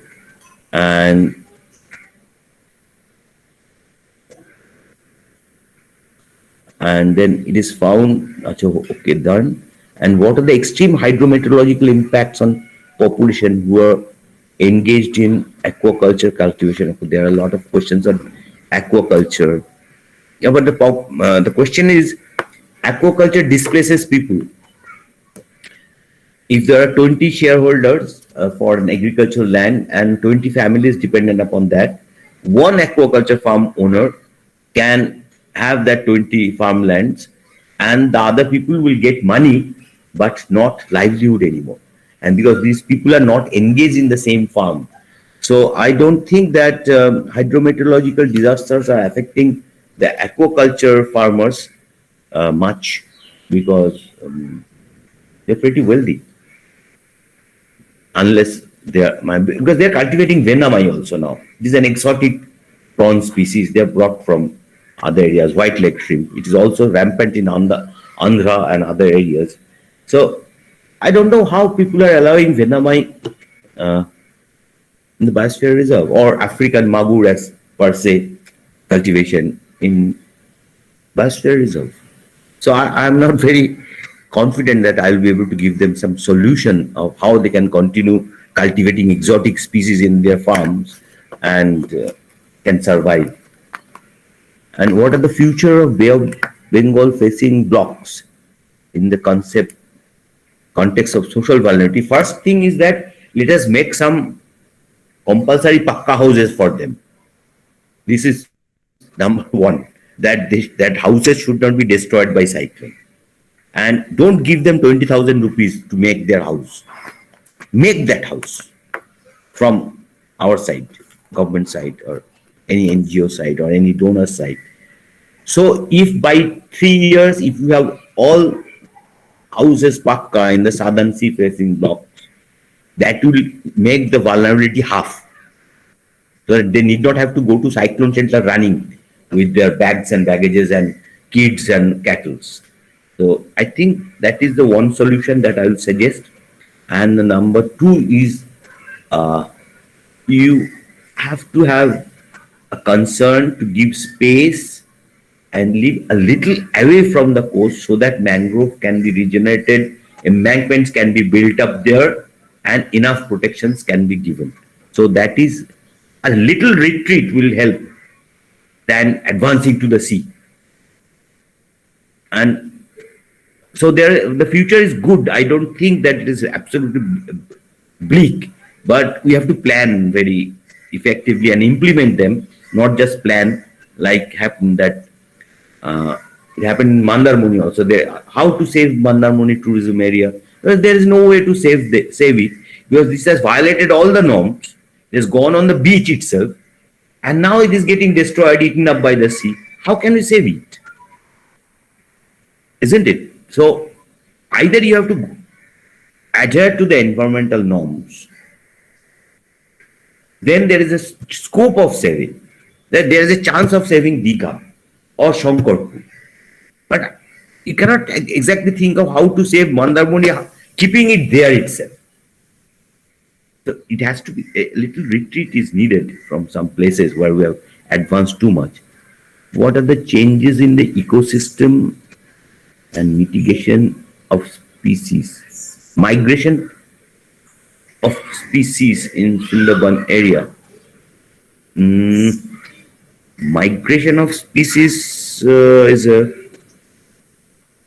difficult question. I'm not ready to answer it probably. Well, I have not seen any species from Sundarban migrating to some other place. The tigers migrate every time. They don't need passport to go to Bangladesh and others. But they come back and go and like that. So they are migratory in the way. Hilsa migrate. But what are the other species that they migrate? I don't know. I'm not a biologist as such. I'll try to find out. I don't know the answer. Thank you. Anything else? No, sir. Thank you, sir. Thank you for your presentation and as well as your our discussion. And it will be, I hope it will be very benefiting, and it will be very benefitful to our students, our scholars. And we hope that in coming days, we'll get chance to hear from you. Thank you. Now, I would like to introduce our next speaker, Professor Ashish Kumar Pal. He is a professor in the Department of Geography and former head of Department of Geography, Vidyasagar University, and he has a vast experience of teaching, especially in field of geomorphology, especially in coastal geomorphology, coastal environment, and coastal management. He has a vast research experience also in this field. He has completed many major research projects related to coastal geomorphology, environmental, and coastal management. And also, he has a experience of guiding nearly 30 PhD scholars to complete their PhD. He has a lot of published. He has published many papers in the international renowned journals, and we know that he has a vast experience in this field of coastal geomorphology, especially in the Sundarbans. So now I would like to request our eminent professor Ashish Kumar Pal for his lecture. Professor Ashish Kumar Pal. Yeah, thank you. So I extend my sincere thanks to Honorable Vice Chancellor Professor Deepak Kaur for motivating the faculties of Geography Department of SKBU for organizing such webinar on coastal hazards and vulnerabilities. And I also like to thank the Registrar of SKBU, the Dean Science, and the faculties of the Geography of the department, and the participants. And thanks to our earlier speaker, Professor Sugatu Hazra of the School of Oceanography Department of Jadavpur University, for delivering a thought-provoking lecture. And he has actually identified all the components of the hazards, vulnerabilities, sensitivities of the delta as well as the Sundarban areas. So thanks to him. So now I will concentrate on the local problems of the Sundarban, and my lecture is on the present and future Sundarban with hazards and vulnerabilities. In the Sundarban reclaimed tract, actually there are two systems existing at present, that is the channel systems or the tidal river systems, and then the other is the island systems, which are actually protected from all foods.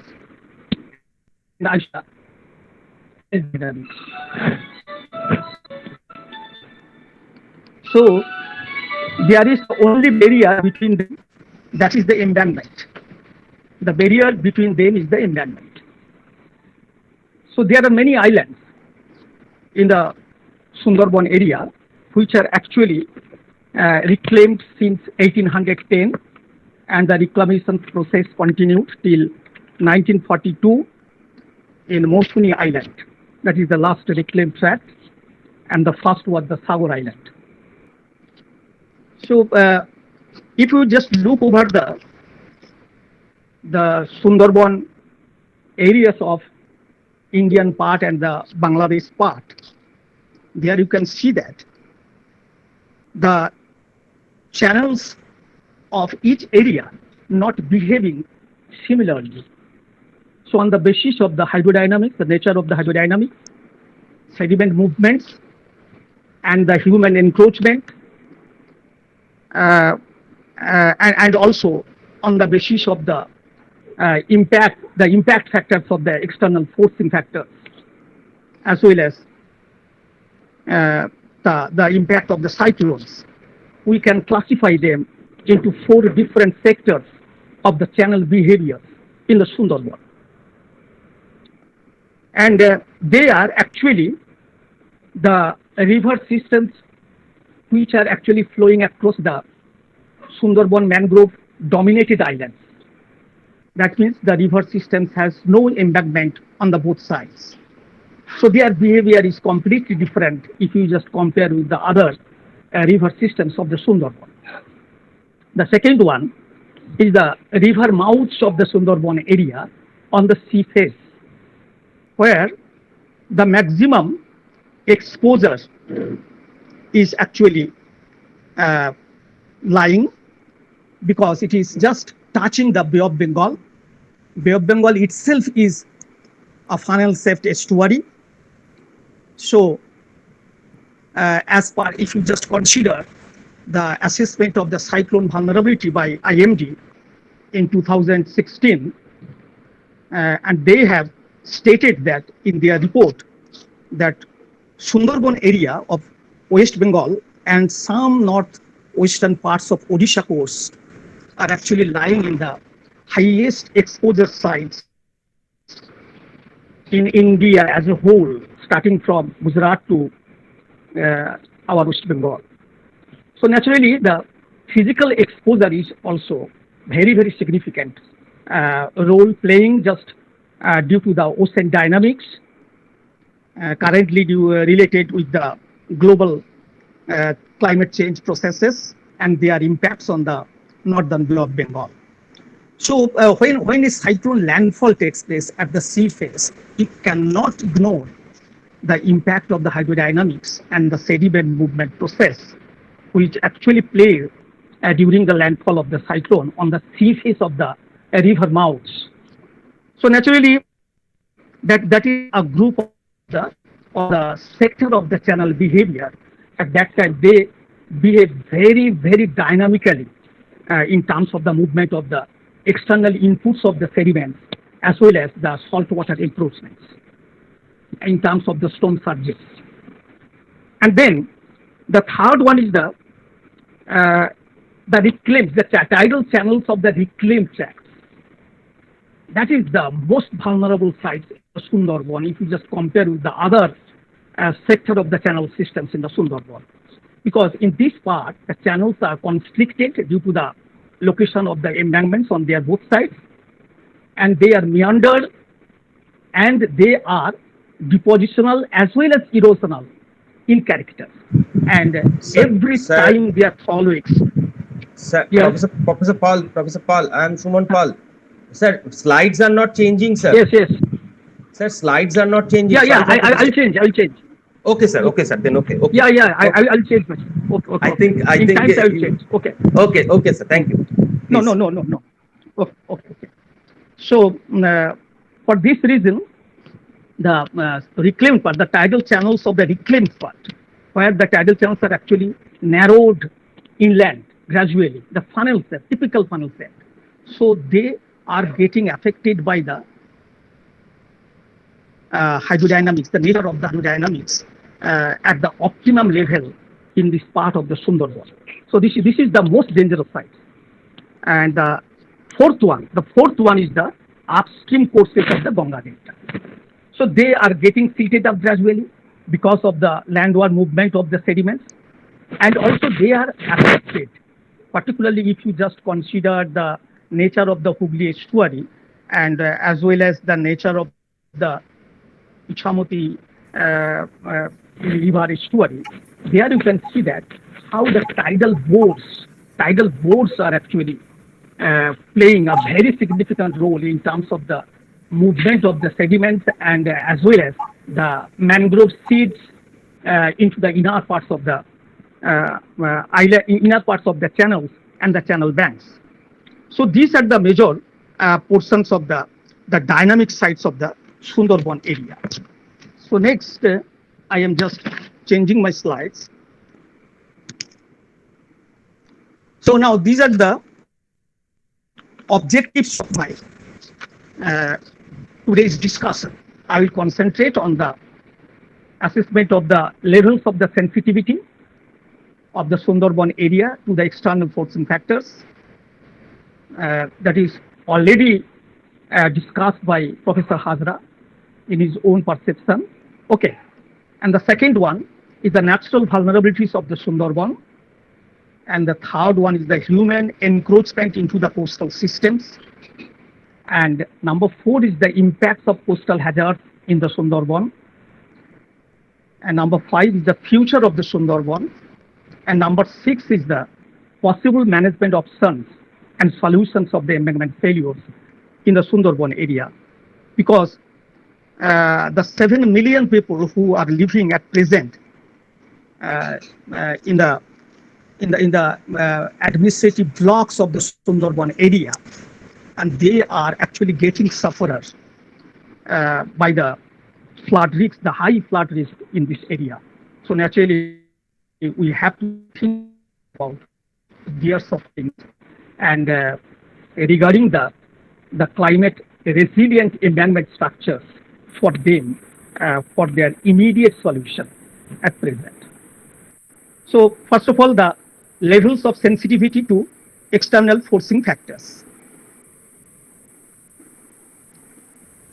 So already, though it is discussed, I can show you that the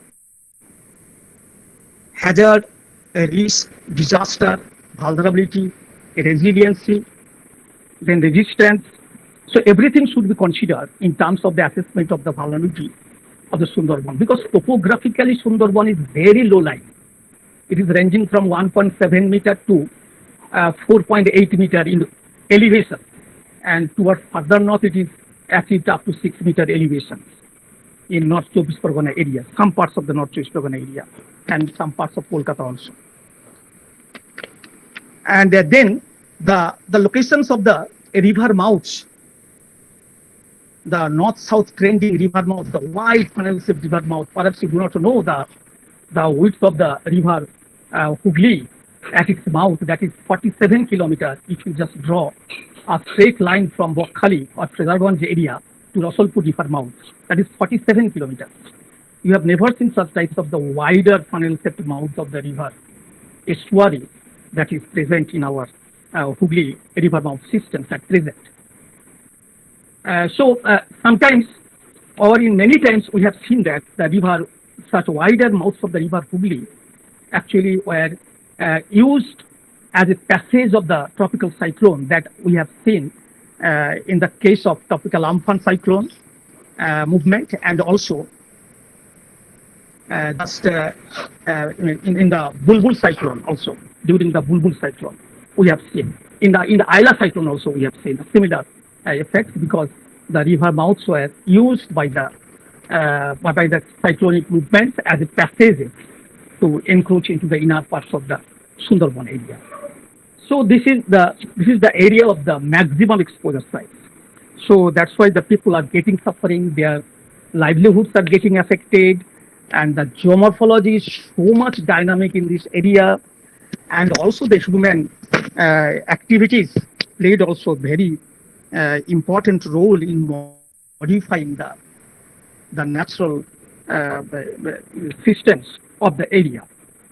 So vulnerability actually refers to the sensitivity of the system to be affected by the variations in forcing, such as by sea level rise along coasts, the ephemeral rise of the seawater, and also the monsoonal effects at the time of the highest astronomical tidal phase. Then resilience is the measure of the system's capacity to respond to the consequences of disturbance by forcing. Resilience is highest where the coast has high resistance. Resistance describes the ability of a coastal system to avoid disturbance, because our coastal parts of Sundarban, it is a deltaic coast, and it is geomorphologically it is known as the irregular shoreline, because it is crenulated. It is not a concave, it is not a convex, it is not a straight line. So it is highly irregular shoreline dominated coast in this part. So naturally, if you just compare with the highland coast of the western part of India, and where the coast is actually made up of the rocky structures in most cases, except some parts of Kerala and some parts of Gujarat. Otherwise, so they are more resistant against the climate and the non-climatic stresses. But our Sundarban has no resistance capacity physically against the related impacts of the global climate change phenomenon, which is actually taking taking place in the northern part of the Bay of Bengal or in the northern part of the Indian Ocean. So here in the diagram, you can see that high vulnerability and the low vulnerability. That means when the adaptation process or response of the coastal systems will be very high and the impact also will be low, then the vulnerability will be high. But when the adaptations will be minimized and the impact also at the same time will be minimized, then the vulnerability will be low or the resiliences will be increased. It has been expressed just on the axis of the adaptation response of the coastal systems, and then in the horizontal axis, that is the impact on the coastal system. So for the case of the Sundarban, we have seen that the coastal parts of the Sundarban are actually getting affected severely at present. Professor Hazra already mentioned that even in the mangrove dominated parts of the sea face of the Sundarban have been affected by the severe rate of the bankline erosion or the recession of the shoreline. So we have to think about the natural system at first in the Sundarban area, and second is the socio-economic systems, which are actually getting affected at present by the climatic and the non-climatic stresses, and then jointly they are producing the accelerated sea level rise impacts, because the polders of the Sundarban are actually started in 1810, so almost 170 years or more than 200 years are already have gone due to the encroachments of the human systems into the coastal area of the Sundarban area since 19th century. So automatically the impacts are now felt very severely at present because of the ocean dynamics and the reduction of the sediment movement into the coastal systems through the Hooghly River system and the other distributary systems, because of the abandonment of the upstream channels and the beheading characters of the channels from the main flow of the Ganga or the Padma towards eastern sides of the Bangladesh.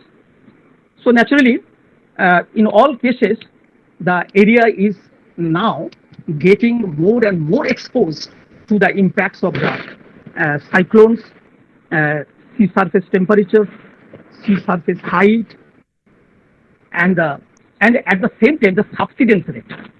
The subsidence rate in the polder area is also it is measured by Dr. Saito of Japan Geological Society in this area, island-wise he has measured. And from his study, we know that how the Sundarban polarized sectors are actually getting affected because of the subsidence rate, and getting more and more vulnerable to the saltwater inundations as well as the freshwater waterlogging process. So here you can see that this is the impacts of the historical land reclamations and modifications of the topography with special reference to Sundarban Delta coast. Here you can see that the height of the local surface is ranging from 1.7 meter to 2.50 meter. If you just relate of the elevations of the coastal fringes in Busaba, in Sabjelia Island, and also in Sandeshkhali and Himalayan sector, and also in the Tot Island, the G-plot area of Sundarban, the similar altitude or elevations of the area. So as the land surface is actually reclaimed at its premature level, so due to this and due to the auto-compaction method, the inner parts of the islands actually affected by the subsidence, the topography of the islands under the protective embankments on their both sides just behave like a concave surface upward.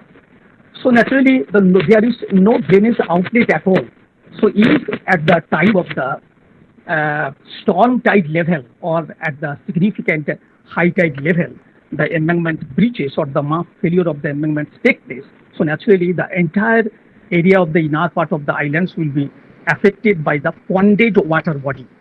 That is, in Bengali it is known as the Jolaboddhata.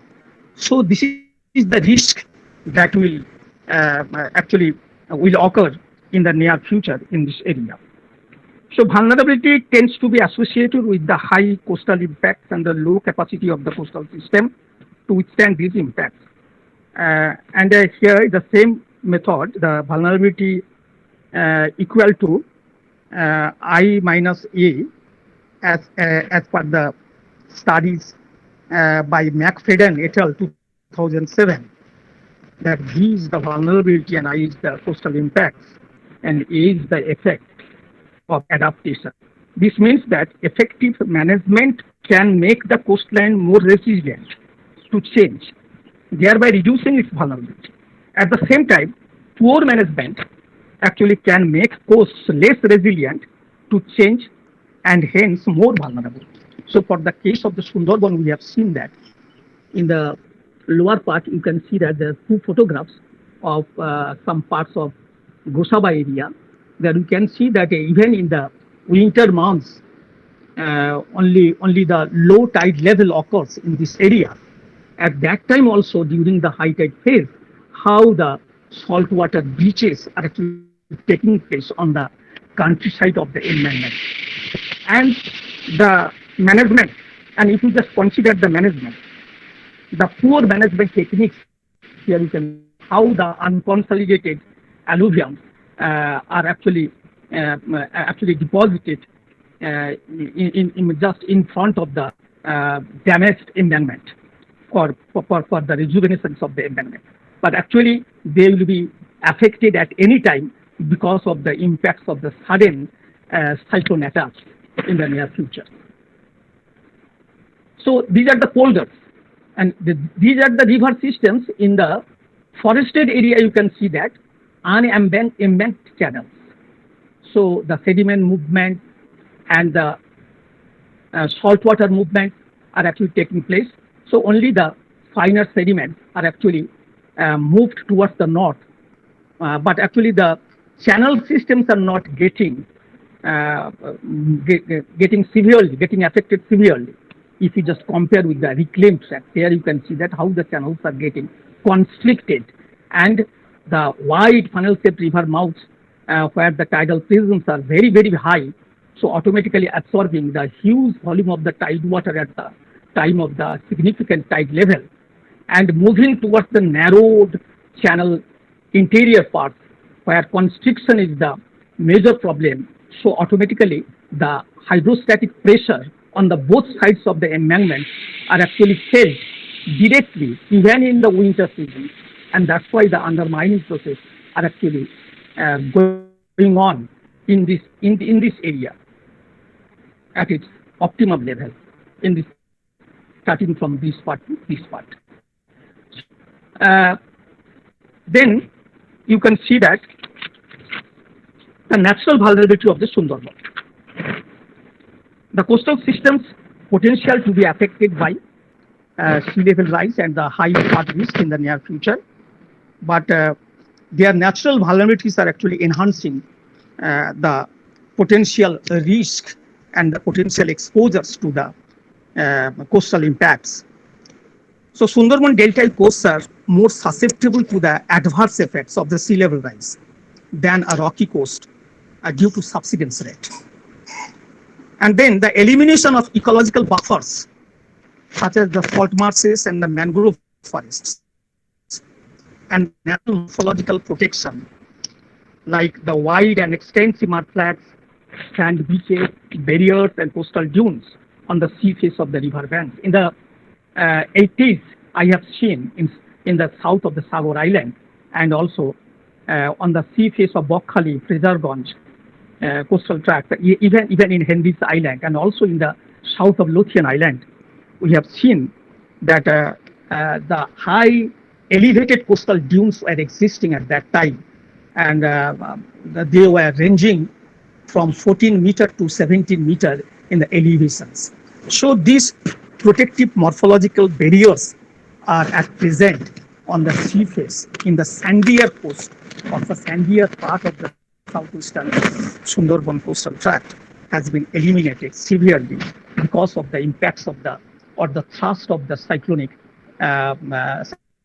landfall and associated hydrodynamic processes. And the ecological buffer in the past, that means before 1800 AD, the Sundarban was densely covered by the mature mangrove systems on the sea face and also on the both sides of the canal banks. Today, those are actually embanked by the polarizations of the islands present. So for the encroachment of the people, for growing the rice paddy crops in the islands, for generating the more revenue for the East India Company, so automatically the mangrove forests have been removed almost from this area. At present, only 3,900 square kilometer areas of the mangrove forests are thriving in the existing forest belt of the Sundarban in our West Bengal portion. And towards north, if you just consider, 19 administrative blocks are actually located, which are reclaimed from the Sundarban mangrove forest in the past, the historical past. And where the 5,555 square kilometer area are actually located in terms of the reclaimed coastal tracts. Then topographically, low-lying areas with irregular shoreline configurations and wider funnel-shaped estuaries or river mouths also produces the huge exposure to the coastal impacts from the northern part of the Bay of Bengal and associated phenomena. Then the adverse geographical location of the Sundarban for its cyclone vulnerabilities also. So these are the natural vulnerabilities of the Sundarban, so you cannot avoid them. So we have seen the impacts of the Aila, impacts of the Foni, Bulbul, Amphan, Jas. We have seen several times, and the many cyclones are actually penetrated into the Sundarban portions in the near past. And here from the photograph, you can see that for this reason, how the topsoil is getting removed very significantly from the sea face of the mangrove dominated island. And this is from the Lothian Island, Lothian South. Here you can see that just in the remote area of the Sundarban, the erosion is also actually getting place very significant, very alarmingly. And this is the area of the waterlogging and the saltwater inundations, which are known as the Jolabodhota, the flood risk increase day by day because of the exposure, the risk of the flood, because of the frequent phenomenon of the high magnitude formations in the Andaman Sea as well as in the Bay of Bengal. So automatically our locations and our exposures of the Sundarban will be affected in the near future severely if you just compare with the other megadeltas of the tropical megadeltas of the world. Then the human encroachment into the coastal systems, the historical land reclamations already I have seen in the Sundarban for diking the island margins. So far as the 3,600 kilometer long embankments are thriving, still present, but they are actually weaker. They cannot prevent the impacts of the 65 kilometer storm intensity. So automatically our embankments are getting affected at any time because of the landfall of the high magnitude cyclone activities in the Sundarban area. Then the drainage control measures. So in-channel siltation is taking place, fall-wake shifting is going on, and the downstream sections of the delta plain channels are getting affected because of the locations of the long embankments. So their natural extension, the lateral extension of the channels are getting affected at this point, and that's why the human encroachment and the human-induced geomorphological changes are actually taking place in this area. Then the shore protection engineering structures also in the form of the human encroachment into the coastal systems. So in few cases, we have seen that the sea dikes are playing very significantly, but in many cases where at the front of the sea dikes where the ecological buffer is very absent, so the direct impacts of the sea waves and the storm surges are actually taking place on the sea dikes. So sea dikes failures are actually taking place in our Sundarban area. There are just 4-kilometer long sea dikes are present, and others are all are the river dikes. So then the impacts of the coastal hazards in the Sundarban. Here you can see that how the flood risk will take place in the near future. And these are the human encroachment, and in the form of the weaker embankments, you can see that the coastal floors are thinking about the future. They are thinking, so this is the nature of the embankment. So every year you have to protect, just temporarily you can solve the problem, just to protect the encroachment of the salt water, because the household structures are of these poor people are lying just behind the embankments. So this is the fact, the high rate of the siltation and solid shifting in the embanked channels, enhancing undermining process. So undermining process on the bank margin edges of the tidal rivers. Then mass failures of the embankment by storm surges and tidal waves and tidal surges, which took place in the year cyclone that we have seen, how the large number of the administrative blocks in North Chobbish Pargona and South Chobbish Pargona Purbo Medinipur were affected because of the tidal surges, strong tidal surges at this time. And then the shoreline retreat on the sea face of the islands.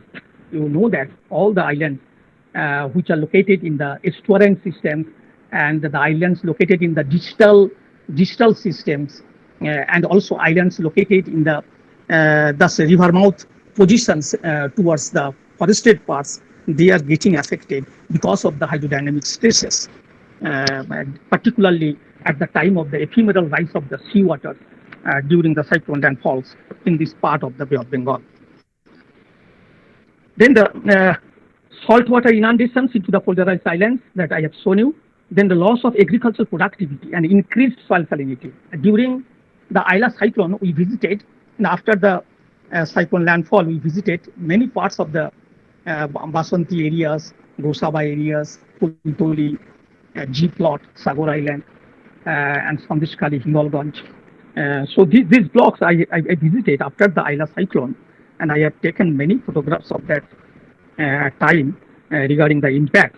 I have seen that in many cases that 14 millimeter thick encrusted salts actually were developed just on the agricultural land. So naturally, the agricultural production, the renewed agricultural production started during 2011 after the fruitful monsoonal rainfall which occurred in the year of 2010, at the end of 2010 and 2011.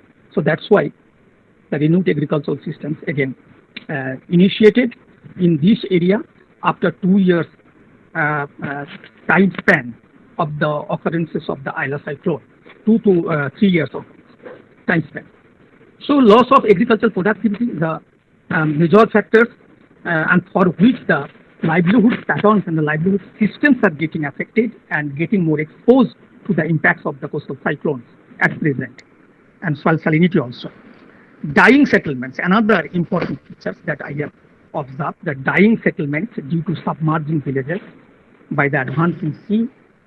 In many areas, starting the Govardhanpur, Indranarayanpur, Surendraganj, and then the if you should just consider the Vishalakshipur, the Lokshmipur villages, and the also Baliara village, and then the Shivpur, Dhavlat, Beguakhali, Ghoramara, Lohachora, Khasimara, Supari Bhanga.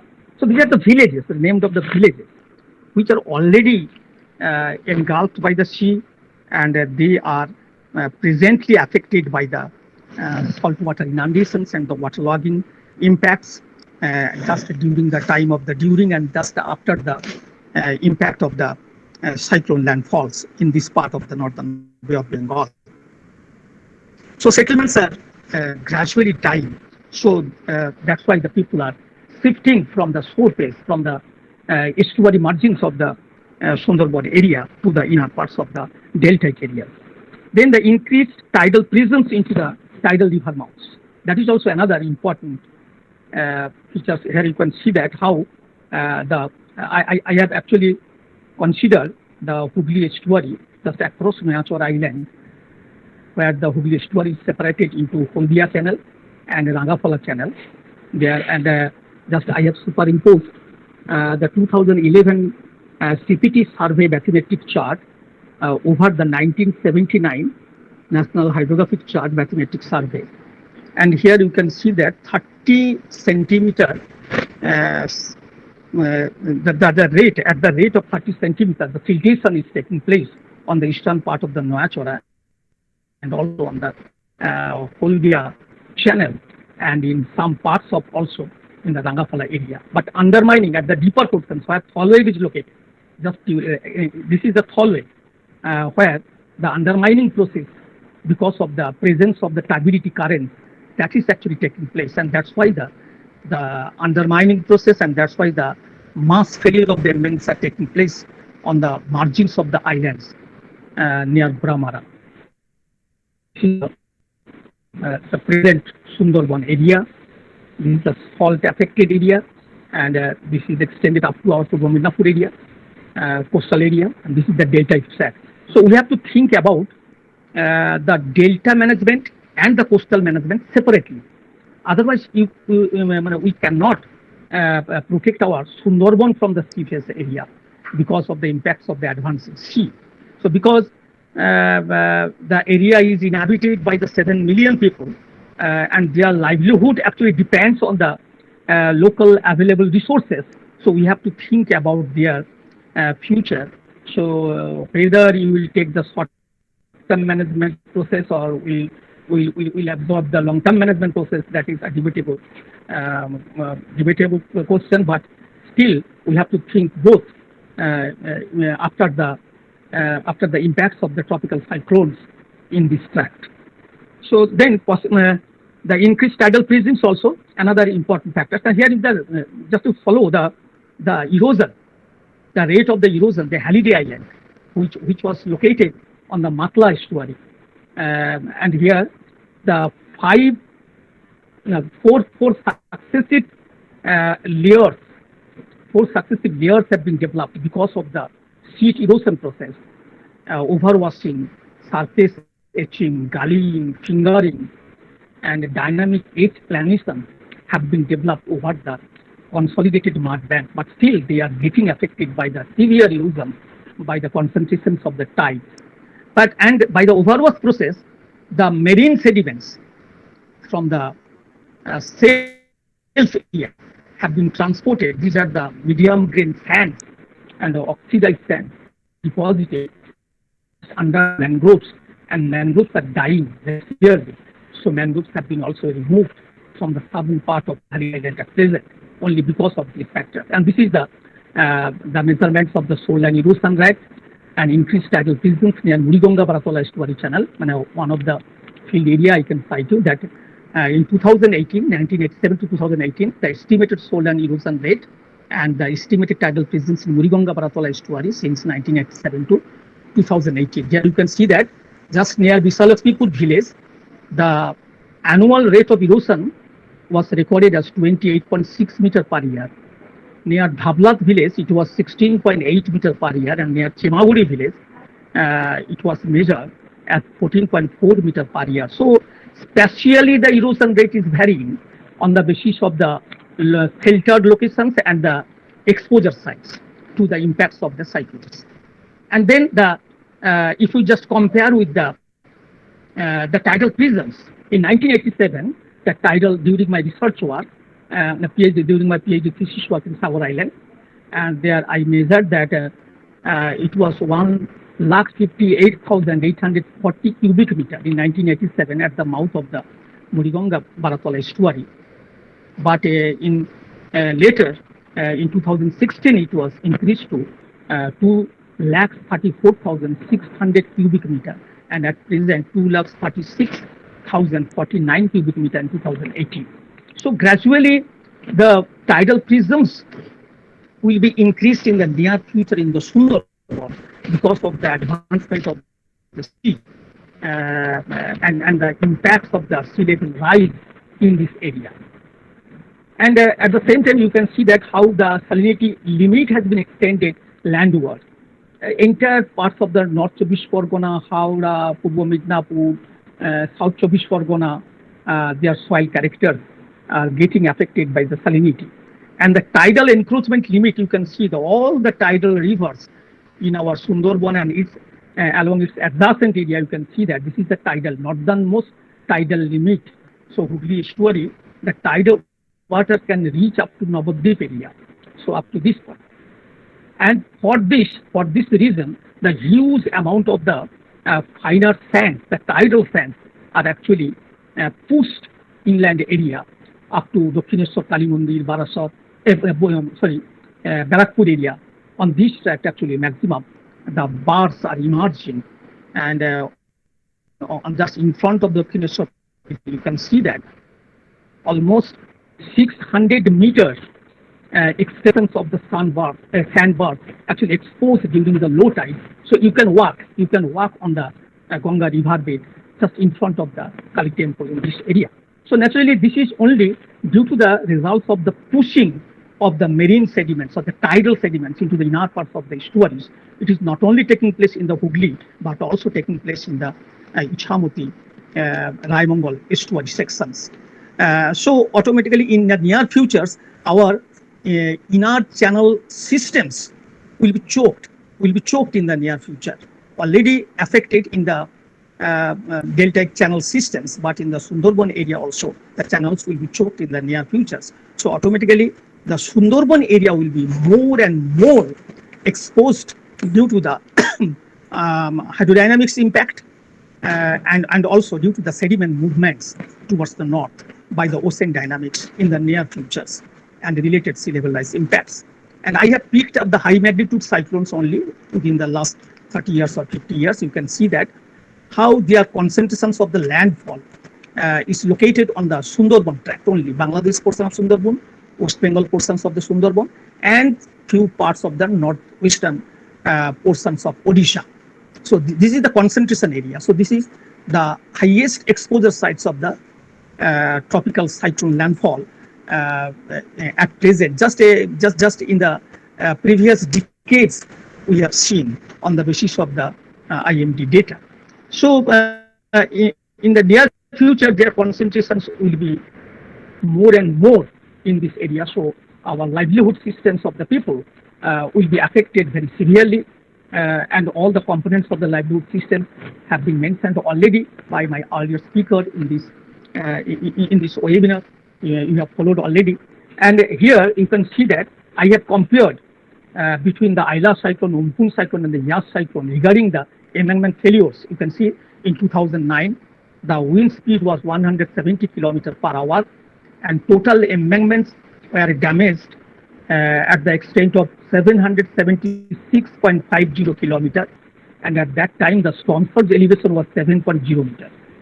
And Umpun cyclone, which took place in 2020, and when the wind speed was rather more if you compare with the Ayla cyclone, that's 185 kilometers per hour, and the embankment extends actually damaged only 96.40 kilometers, and the storm surge elevation was 2.5 meter at that time. And during the Yas cyclone, though the landfall took place in the northwestern part of the Odisha in 2021, and when the wind speed actually was 165 kilometers per hour during the landfall time, but our embankment were affected by the tidal surges that was 150.28 kilometers. The long stretch of the embankments were damaged, and the storm surge or the tidal surge elevation was 5.5 meters during the time. So, by cyclone, if you just assess that impact variation and the channel behaviors, also try to adjust with the impacts of the landfalls of the cyclones and the ephemeral rise of the seawaters during that time, but never achieved the adjustment. So failures take place. And here on the sea face also we have seen that where the protective morphological structures like sand dunes and the sea beaches were narrowed and affected by the erosion, and that's why the washover fails.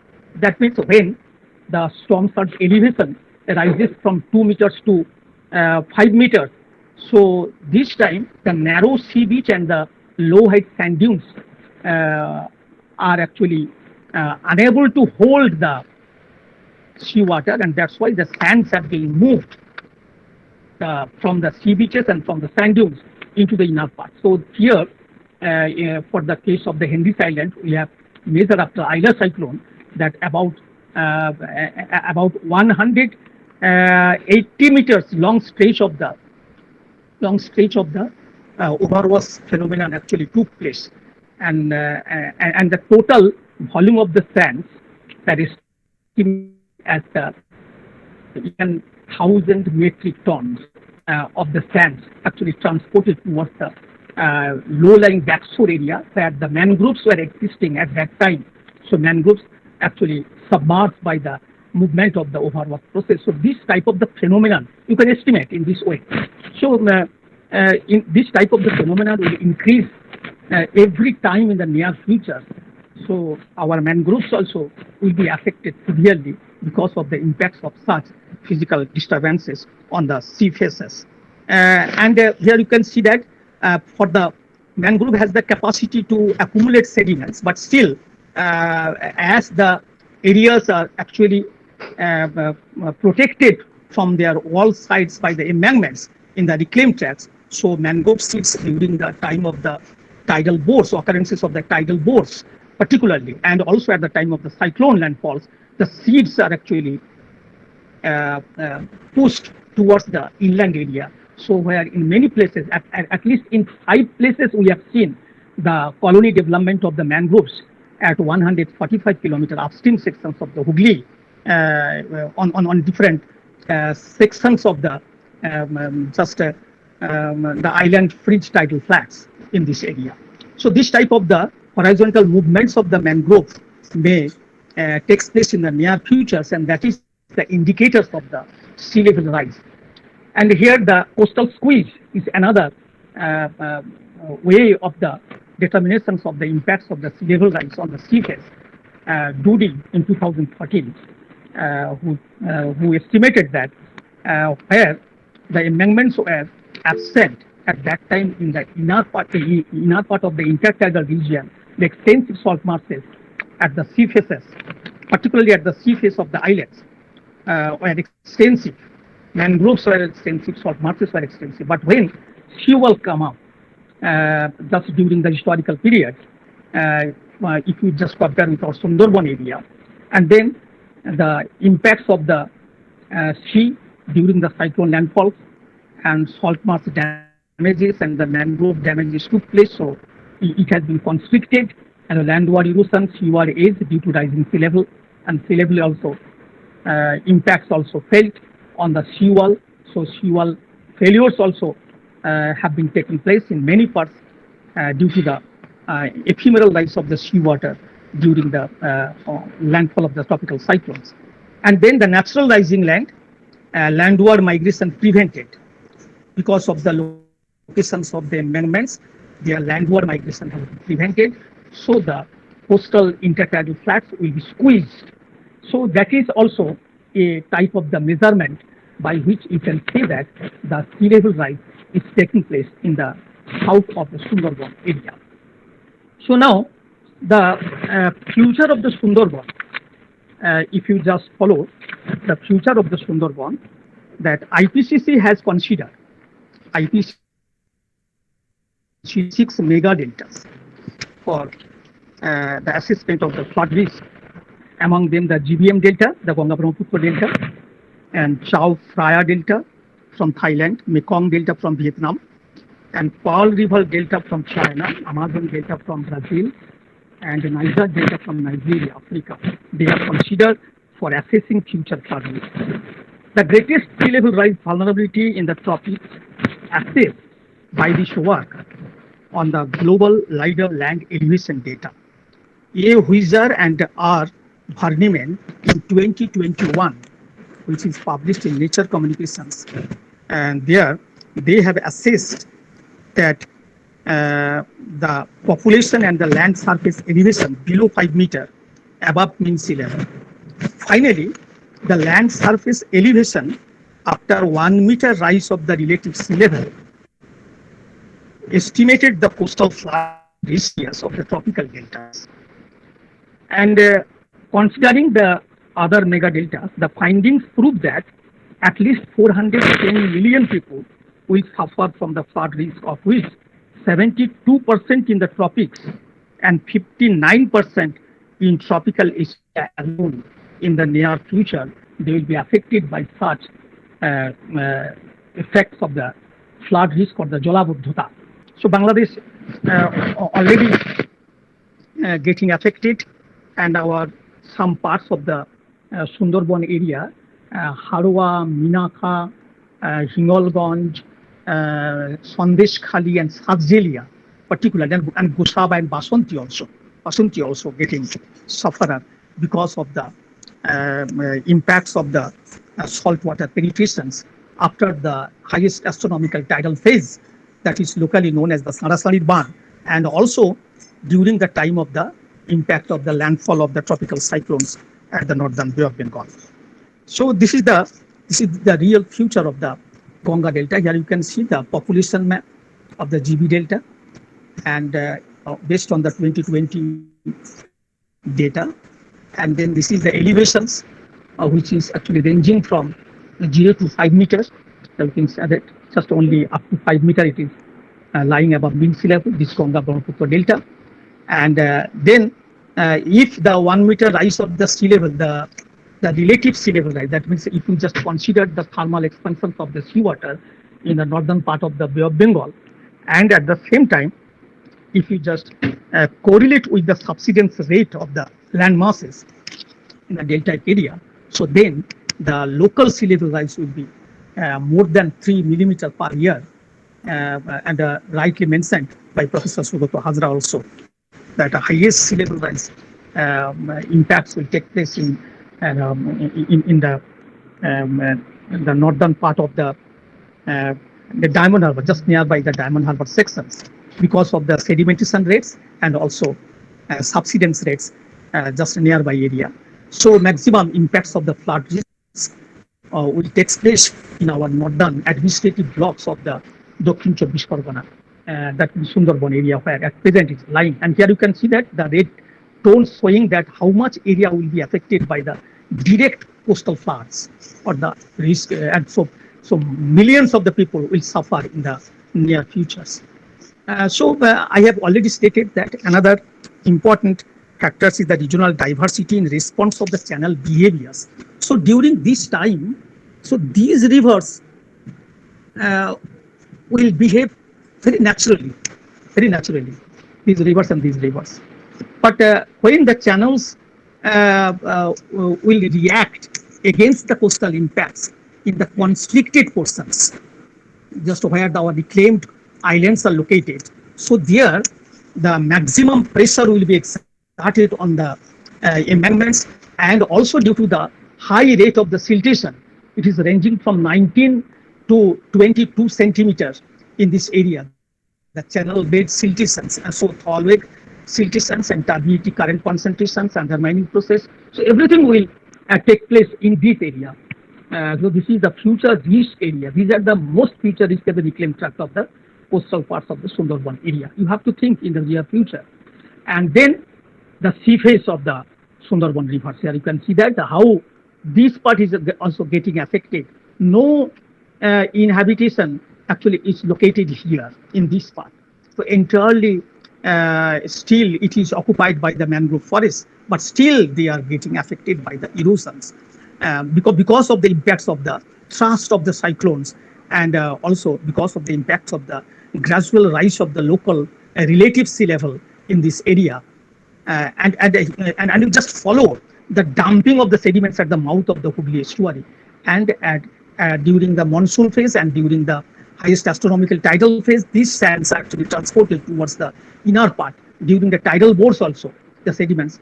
And because of the tidal asymmetric conditions which occur in this area, because of the long-term ebb period and the short-term flood period, so sediments will be transported towards the inner parts. So it will be gradually filled up, the Hooghly estuary. And if you draw the long of the Hooghly estuary on the bathymetric chart, there you can see that this part only 2 meters, just only 2 meters below the high tide level. It is staying here, other than the deeper channels from where the shipping movements are taking place to communicate with the Hooghly port. Otherwise, the entire area is dumped by the sediments. And here, in 1977, the elevation near Pulpi, it was 30 meters, but at present it is only 16 meters, 15 meters. You just imagine, and this is the most turbulent sector, just at the mouth of the Rupnarayan and the Hooghly systems. So, in the near future, the channel behaviors will be different in different parts of the Sundarban area, because they will be unable to adjust with the impacts of the sea level rise, and also the impacts of the tropical high magnitude landfalls of the cyclones and their sequences, because of the lack of the sufficient discharge of the sediment from the upstream side, and also the freshwater inputs from the landward parts to the inner parts, because our mangroves also getting suffered due to the shortages of the freshwater in this section. So the mangrove ecosystem services are also severely affected at present. Not only the Heritiera forms, but Nipa fruticans also, and Golpata and Sundarban both have been extinct from this part of the southwestern portions of the Sundarban area. Now they are surviving only just in this area, and in Bangladesh portions where the freshwater shortages are not sufficiently felt in compared to our western portions. So we have to think about the possible management options, solutions of the embankment. I have actually categorized into accommodation strategies, protection options, tidal river management options. So options we have. So the accommodation strategies, it means learning to live with the sea rise and coastal flooding. We have to learn. The more adaptation practices are actually needed among the local people who are living in the Sundarban area. Accommodation also includes the elevating buildings, the base of the elevating buildings, enhancing storm and flood warning system that has been increased sufficiently at present. We can predict the movement of the cyclone at moment also, and modifying the drainage systems also. So these are the accommodation strategies. That means we have to excavate of the drainage channels to rejuvenate the drainage systems in few cases to maintain the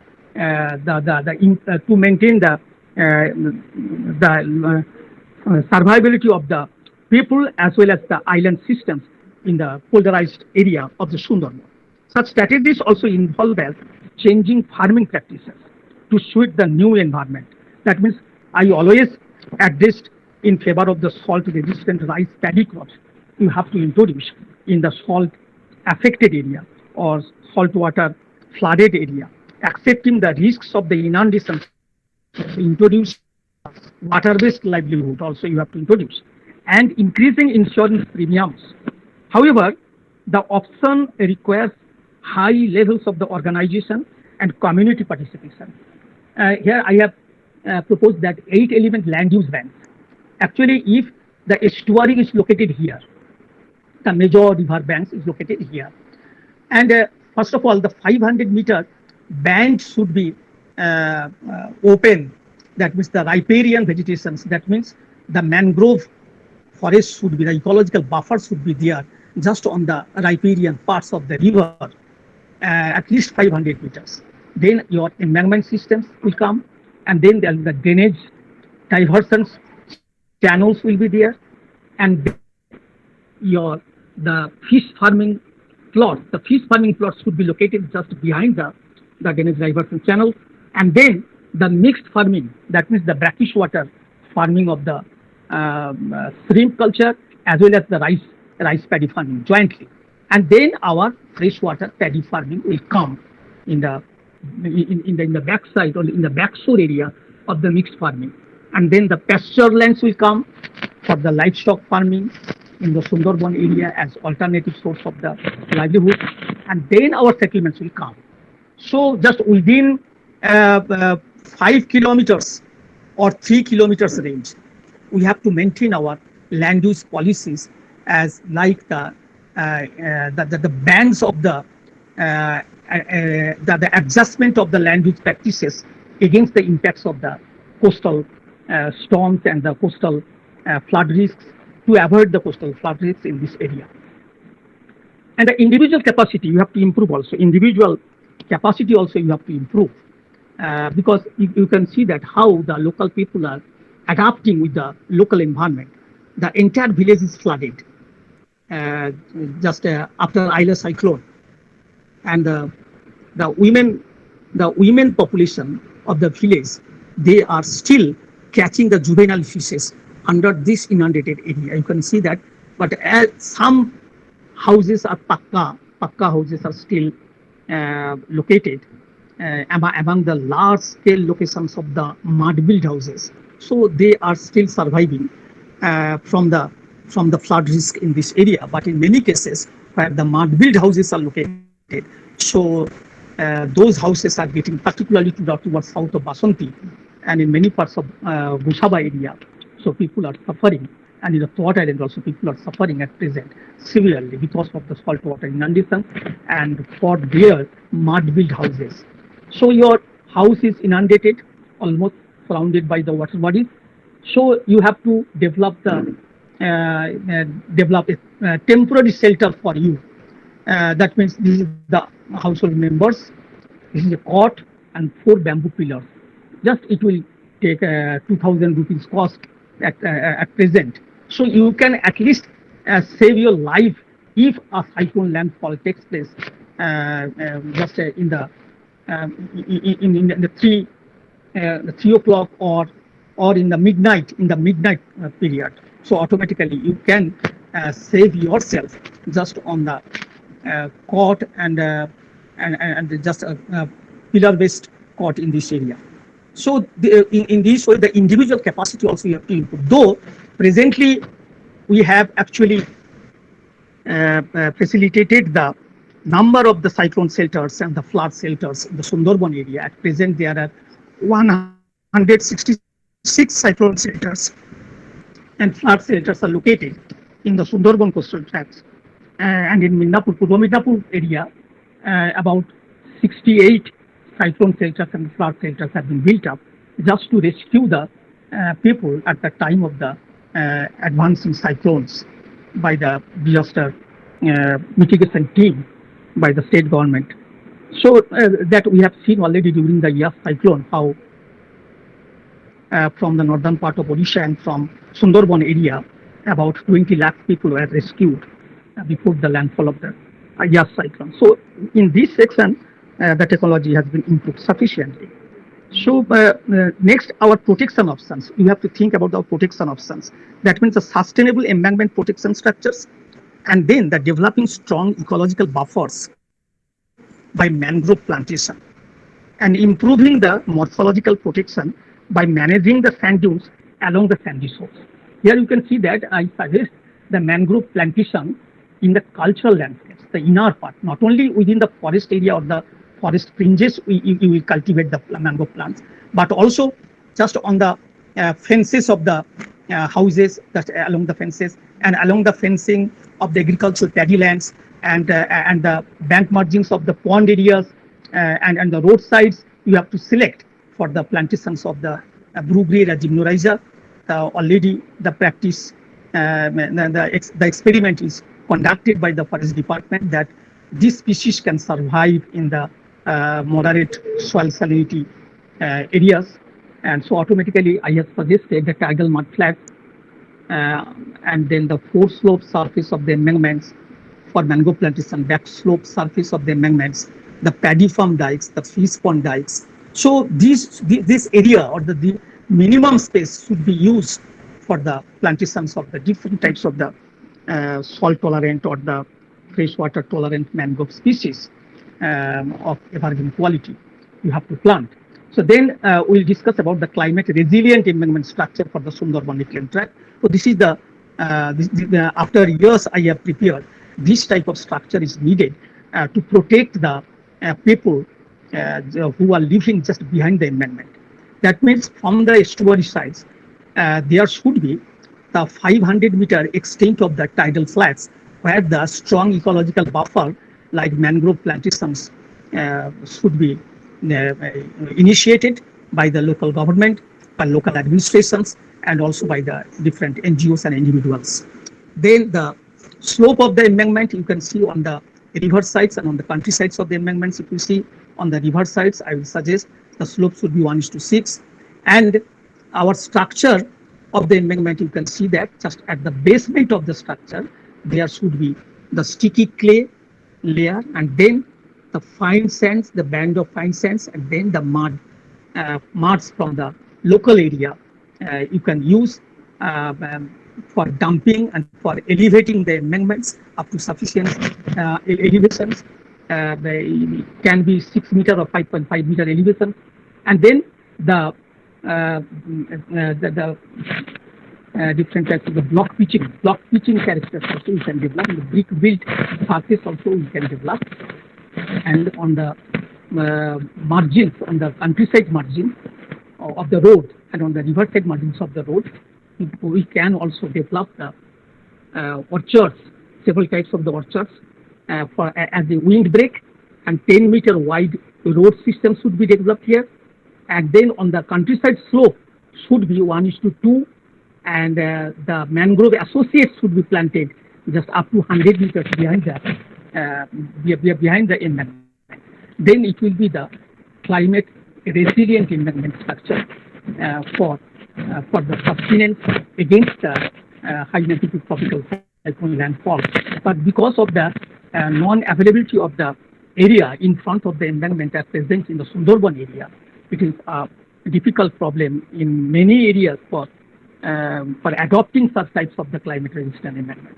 But still, in many cases, there are the sufficient land, so we have to introduce this type of the climate resilient embankment structures, at least to protect the people who were suffering regularly at the time of the highest astronomical tidal phase during the southwest monsoon, and also during the high magnitude tropical cyclone landfalls in this area. And if you can see that during 1810, when Sagar Island Society was here, the northern part of Sagar, near Kaukhali, first Sagar Island Society was developed here. And at that time, the East India Company actually built up 7 gherpukur. One was located in Mud Point, that is today known as the Ghoramara, and the 6 sites of the relics features of the gherpukurs are still lying in Sagar Island. Researchers and the students, you can visit these areas in different parts of the island. This is the relic structures of the gherpukur. So this is the drawing that is done by me. Then you can see that this is the freshwater tank, should be there, the inner part. The steps will be there. And then here is the wider platform where temporarily people can be rescued, and the temporary rehabilitations also can be made for the people who are getting sufferer from the saltwater flood risk area. That means all the corners are connected with the village roads from the different sides, so people can be rescued in this way. So in the past, the Britishers actually built up these types of the structures to protect the local, but at that time very minimum populations were inhabiting there. So automatically at that time it was possible. But so this type of the structures also should be built up in many villages of the Sundarban area, particularly at the seaface area, for the immediate rescue operation. Otherwise, in the near future, when such types of the impacts will be increased, so the people will be suffer more and more in the near future. So last of all, the tidal river management, the TRM. So this is the delta management, part of the delta management, which is not the part of the coastal management. So initially we have to select a shelter island, but maybe located on the bank of the main river. So I have given a plan here. You can see that in this way, if we consider our island management, then I think the people can be survived in the near future in the Sundarban area in the suitable conditions. That here you can see that from the main river, the extensive mangrove forests are located here. It is connected by the secondary channel, and then this is the tributary, the tidal creeks, the tidal creek system. This is the island. So we have to build in this way the ditches and the ridges. These are the ridges and these are the ditches. So on the ditches part, the underheight embankment should be located here. The underheight embankment, that means located here, because we have to allow the salt water to encroach in this area during the 3-month periods when the high water level exists in this part of the Sundarban, and particularly during the time of the cyclone rainfall. But these ridges should be elevated up to 8 meters, or 10 meters. So with the collections of the sediment spoils from the river beds, so we can rejuvenate our river channels also by excavating the sediment, and also we can dump within the islands just like the parallel ridges and parallel ditches. So ditches may be allowed to encroach the salt water. So siltations, sufficient siltations may take place in every season. So automatically, if such siltations take place in this area, so we can adjust with the subsidence rate of the area. So automatically, the hydrostatic pressures of the channels during the ephemeral rise of the seawater may be reduced in this area. So people can survive under these types of the polarization systems. So these type of the structures and these types of the tidal river management, we can introduce just as a model-based study in the near future in some of the islands. So if they can survive, so following this survival of these types of the tidal management and the deltaic management systems, we can spread in the other area for the survival, the large-scale survival of the people in the Sundarban area. So enhancing siltation rate by accepting flood risk in the polarized islands through saltwater encroachments and allowing tide waters to encroach into the subsided island needs underheight embankments in few places. The gradual silted up island surface can accommodate the subsidence rate within the polders by accumulating tidal sediments. Tidal riverbed excavation also can supply the sediment spoils for raising the island surface to minimize the failure of the embankments by reducing the pressure of significant tides over the embankments. So these are the major the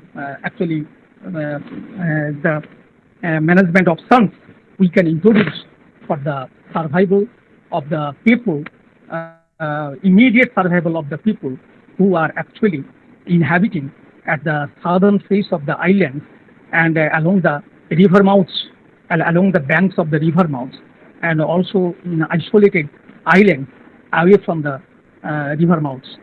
So we can at least for manage the temporary solutions for the embankment failures in this area. Otherwise, you can see that in the last slide. So this is the nature of the weaker embankments. So nothing is there near Shivpur area. So the dying settlements are actually taking place in this part of the Sagar Island. So Shivpur, Dhavla, Visalaksipur, Botkhali. So all the villages are getting submerged regularly. So gradually, steadily it is taking place. So naturally, we have to consider this type of the management system to rescue and to survive the people in the normal livelihood practices in the Sundarban area. So thank you, everybody. Thank you. Thank you, Professor Ashish Pal, for this elaborative, extensive lecture, which will be very beneficial to our students and scholars. Now, there is a there are few questions asked by the scholars. You read the question. You read the question. Okay, sir. So there are question. First question: how can we minimize the river mouth passes? How can minimize the river mouth passes? Oh, okay. Thank you.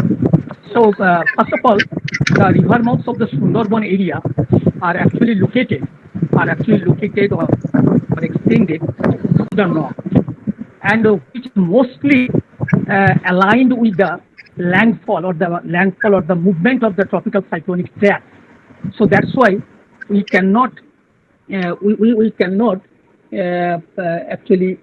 minimize the river mouth impact because during the landfall of the Amphan cyclone, we have seen that it has been straightly followed by the river mouths of the Hooghly from southern Sagar to Mahishadal and Holdia, and then the cyclone has been moved towards northeast direction to Kolkata, and there the Amphan cyclone actually stranded for 2.5 hours period, and then again towards east it has been moved towards the Bangladesh area. So we cannot minimize the effect because at that time when the cyclone landfall takes place, the huge volume of the storm surges, the salt water movement, and also the sediment movement takes place. Only we can practice or we can improve our ecological buffer on the both sides of the river Hooghly, where the cyclone movements actually usually took place in the near past. Okay, thank you. The next question. Question: Are there any right steps? Okay. Are there any right steps to taken by government to save the Indian Sundarban? Yeah, that is also a very good question. Second question, because government is thinking to protect the people who are actually getting affected by the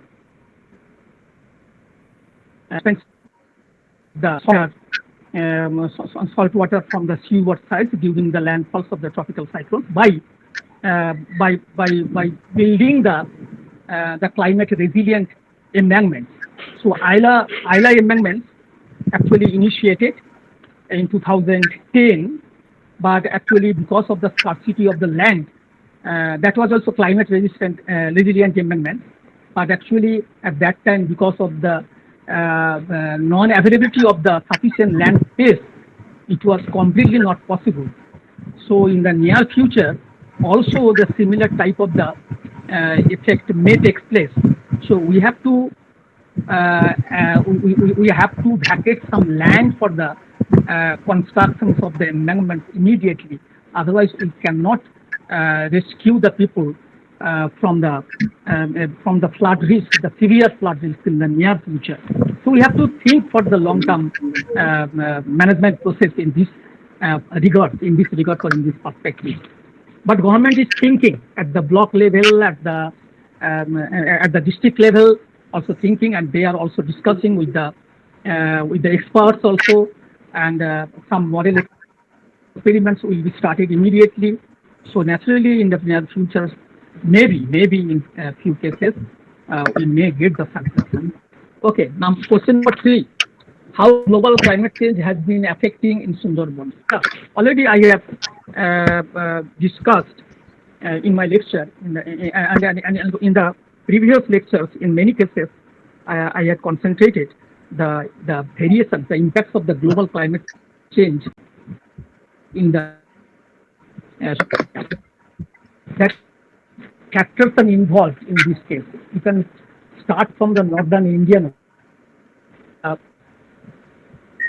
The SST, the high SST, the sea surface temperature, that is in the month of April, month of May, and even in the month of February, from the data revealed by NASA, we have seen that about 31 degrees centigrade of the seawater temperature.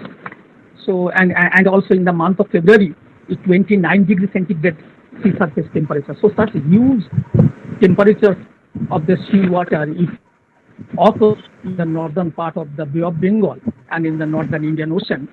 So in the near future, at any time, a low pressure may develop and a low pressure may intensify into severe depressions, and severe depressions may intensify into further.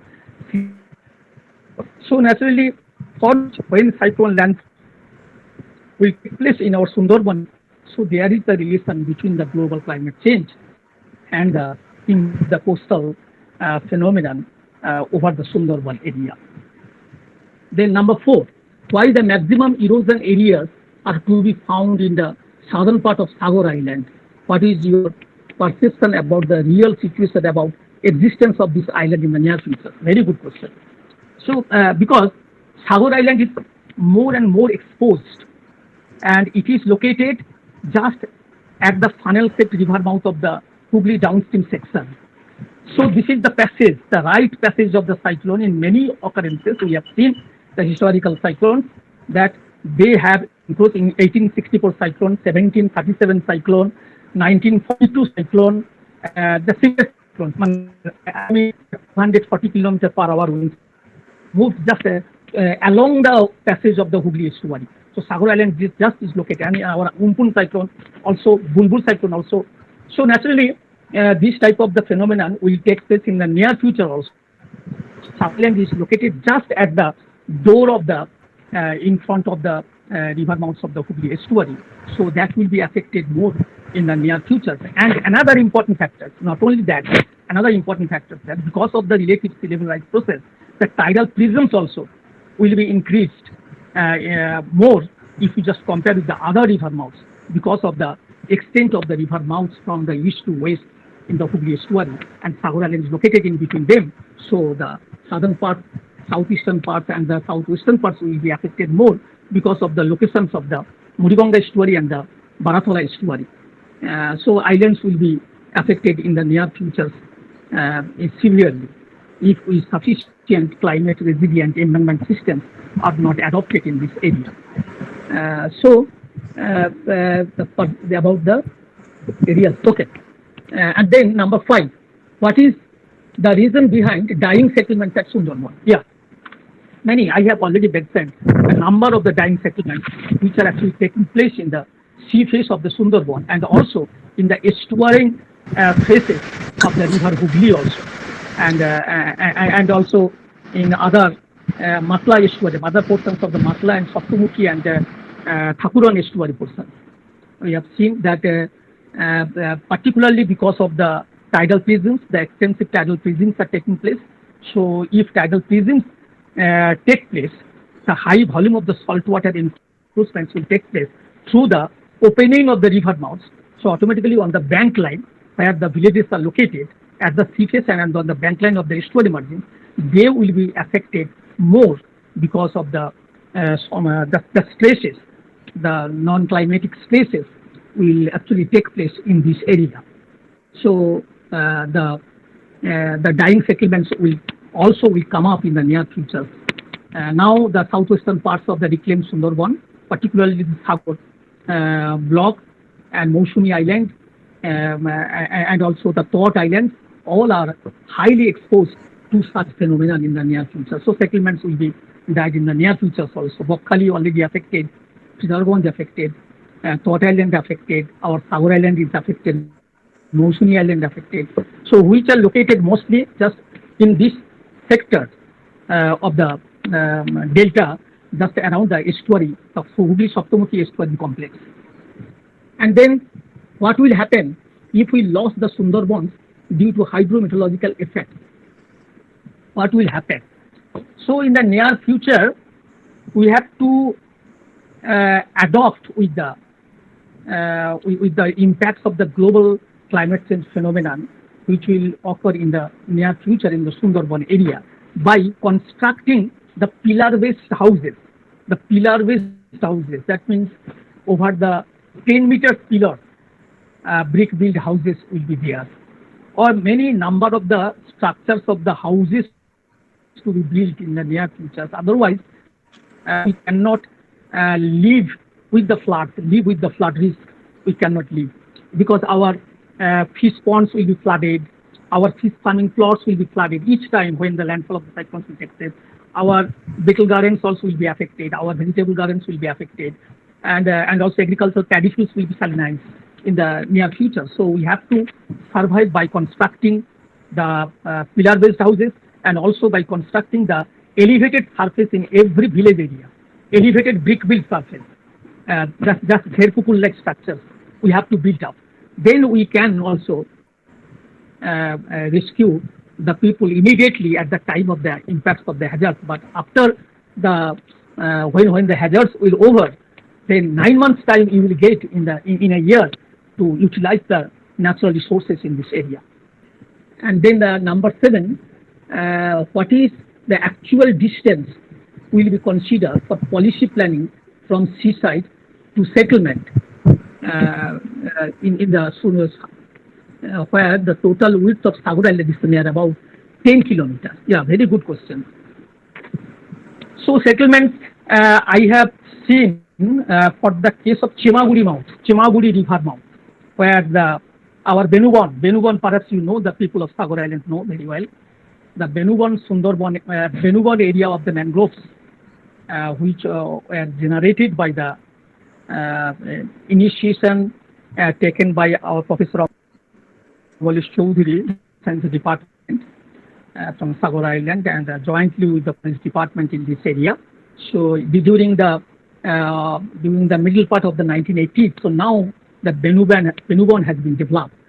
So just behind the Benubon, seen how the number of the fisheries are coming up, how the number and people, the locals are converting them at alarming rate.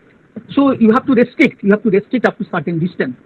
So there I have seen that from the Benubon to the nearest settlement area, the distance was almost 4 kilometers. 4 kilometers distance, nearest settlement from the Muribanga river bank. So first of all, the tidal flats were there, the mangrove forest was behind the mangrove forest, the under height embankment was there, and then the fisheries have been extended. So in expanses of the mangrove forest and also in expanses of the rice paddy fields, because rice paddy fields got flooded many times. So the local people were suffering in the past, near past. So that's why they have been trying to convert it into fish farming pond. But you have to follow in the just like the 8 element land use bands you have to prepare in all cases, and there should be the minimum distance should be the 5 kilometers. 5 kilometers minimum for the case of the Sagar Island in few cases, but not in all cases, because otherwise in many cases the drastic management should be taken where the space is insufficient. So you have to take some drastic management. So nature-based solution is not possible here. Okay. Thank you, everybody. Thank you, sir. Thank you, sir, for giving us the time, and we hope that in near future we'll get opportunity to hear you from. Now we are reaching to our end. So now I would like to call my colleague, Mr. Mrinal Mandal, for vote of thanks. But after then, the program will end by announcement by Kaloshana Fall for feedback form and e-certificate. So now I would like to invite Mr. Mrinal Mandal. Anish, am I audible? Yes, sir. Yes. Okay. Thank you. Good afternoon, everyone. It is my privilege to have been asked to propose a vote of thanks on the occasion of the webinar event. I, on behalf of the Geography Department and the entire fraternity of Sidho-Kanho-Birsha University, extend my sincere gratitude to all. I would like to give my hearty vote of thanks to our Chief Patron, Professor Deepak Kumar Pal, Honorable Vice Chancellor of our university, for gracing today's seminar. Thank you, sir, for your very thought-provoking and motivating speech. I would also like to express our deep gratitude to our patron, Dr. Nachiketa Bandyopadhyay, Registrar, and Professor Shubhrata Kumar De, Dean of Science of this university, for their presence in the webinar and insightful address. I thank Professor Shuman Pal, HOD of Geography Department, for his welcome address. We have been fortunate enough to have two eminent scholars from the speakers, Professor Subrata Hajra of Jadavpur University and Professor Ashish Kumar Pal of Vidyasagar University, for presenting their crucial works and sharing with us their empirical observations and opinions today.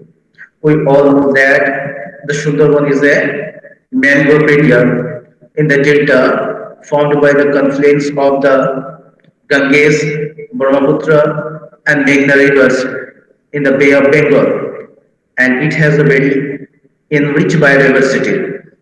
Indian Sundarban has been witnessing a number of hydrometeorological extreme events for decades, from Ayla to Amphan and recent Yash, which certainly caused a profuse loss in this region. So, the topic of the webinar is very relevant in the present context, and our speakers have certainly enlightened us, and we are very thankful to them. It has been our pleasure to host all the participants in this webinar. We are indebted to all the faculty members, research scholars, and students of different institutions. I must say you were very enthusiastic, and I am thankful to you all for attending this webinar and making it a great success. An event of this dimension cannot take place overnight and needs meticulous planning and execution, and eye for detail. I cannot thank each one enough for their involvement they have shown and the willingness they have expressed to take on the completion of the work beyond their comfort zone. I thank all the members of this department and administration for their kind cooperation in organizing the webinar. A special thank goes to Dr. Bishop Ibera for his constant suggestions for this webinar.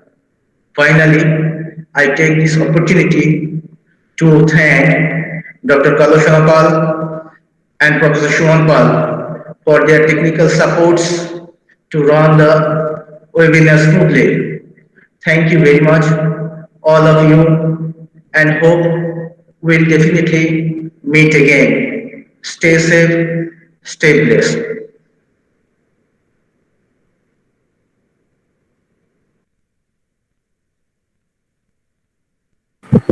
Kaloshana Pal, please announce.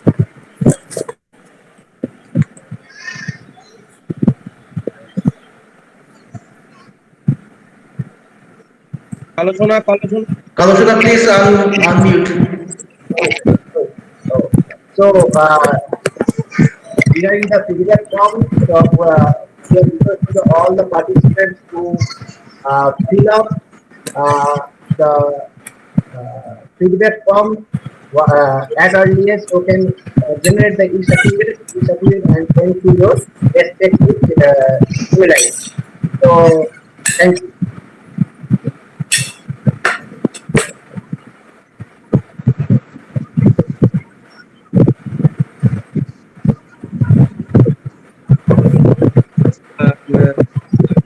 Please share the link of feedback form in this podium also.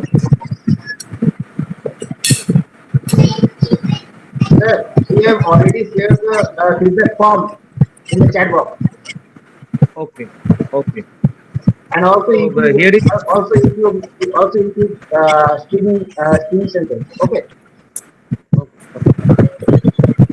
thank you all. Anish, please conclude.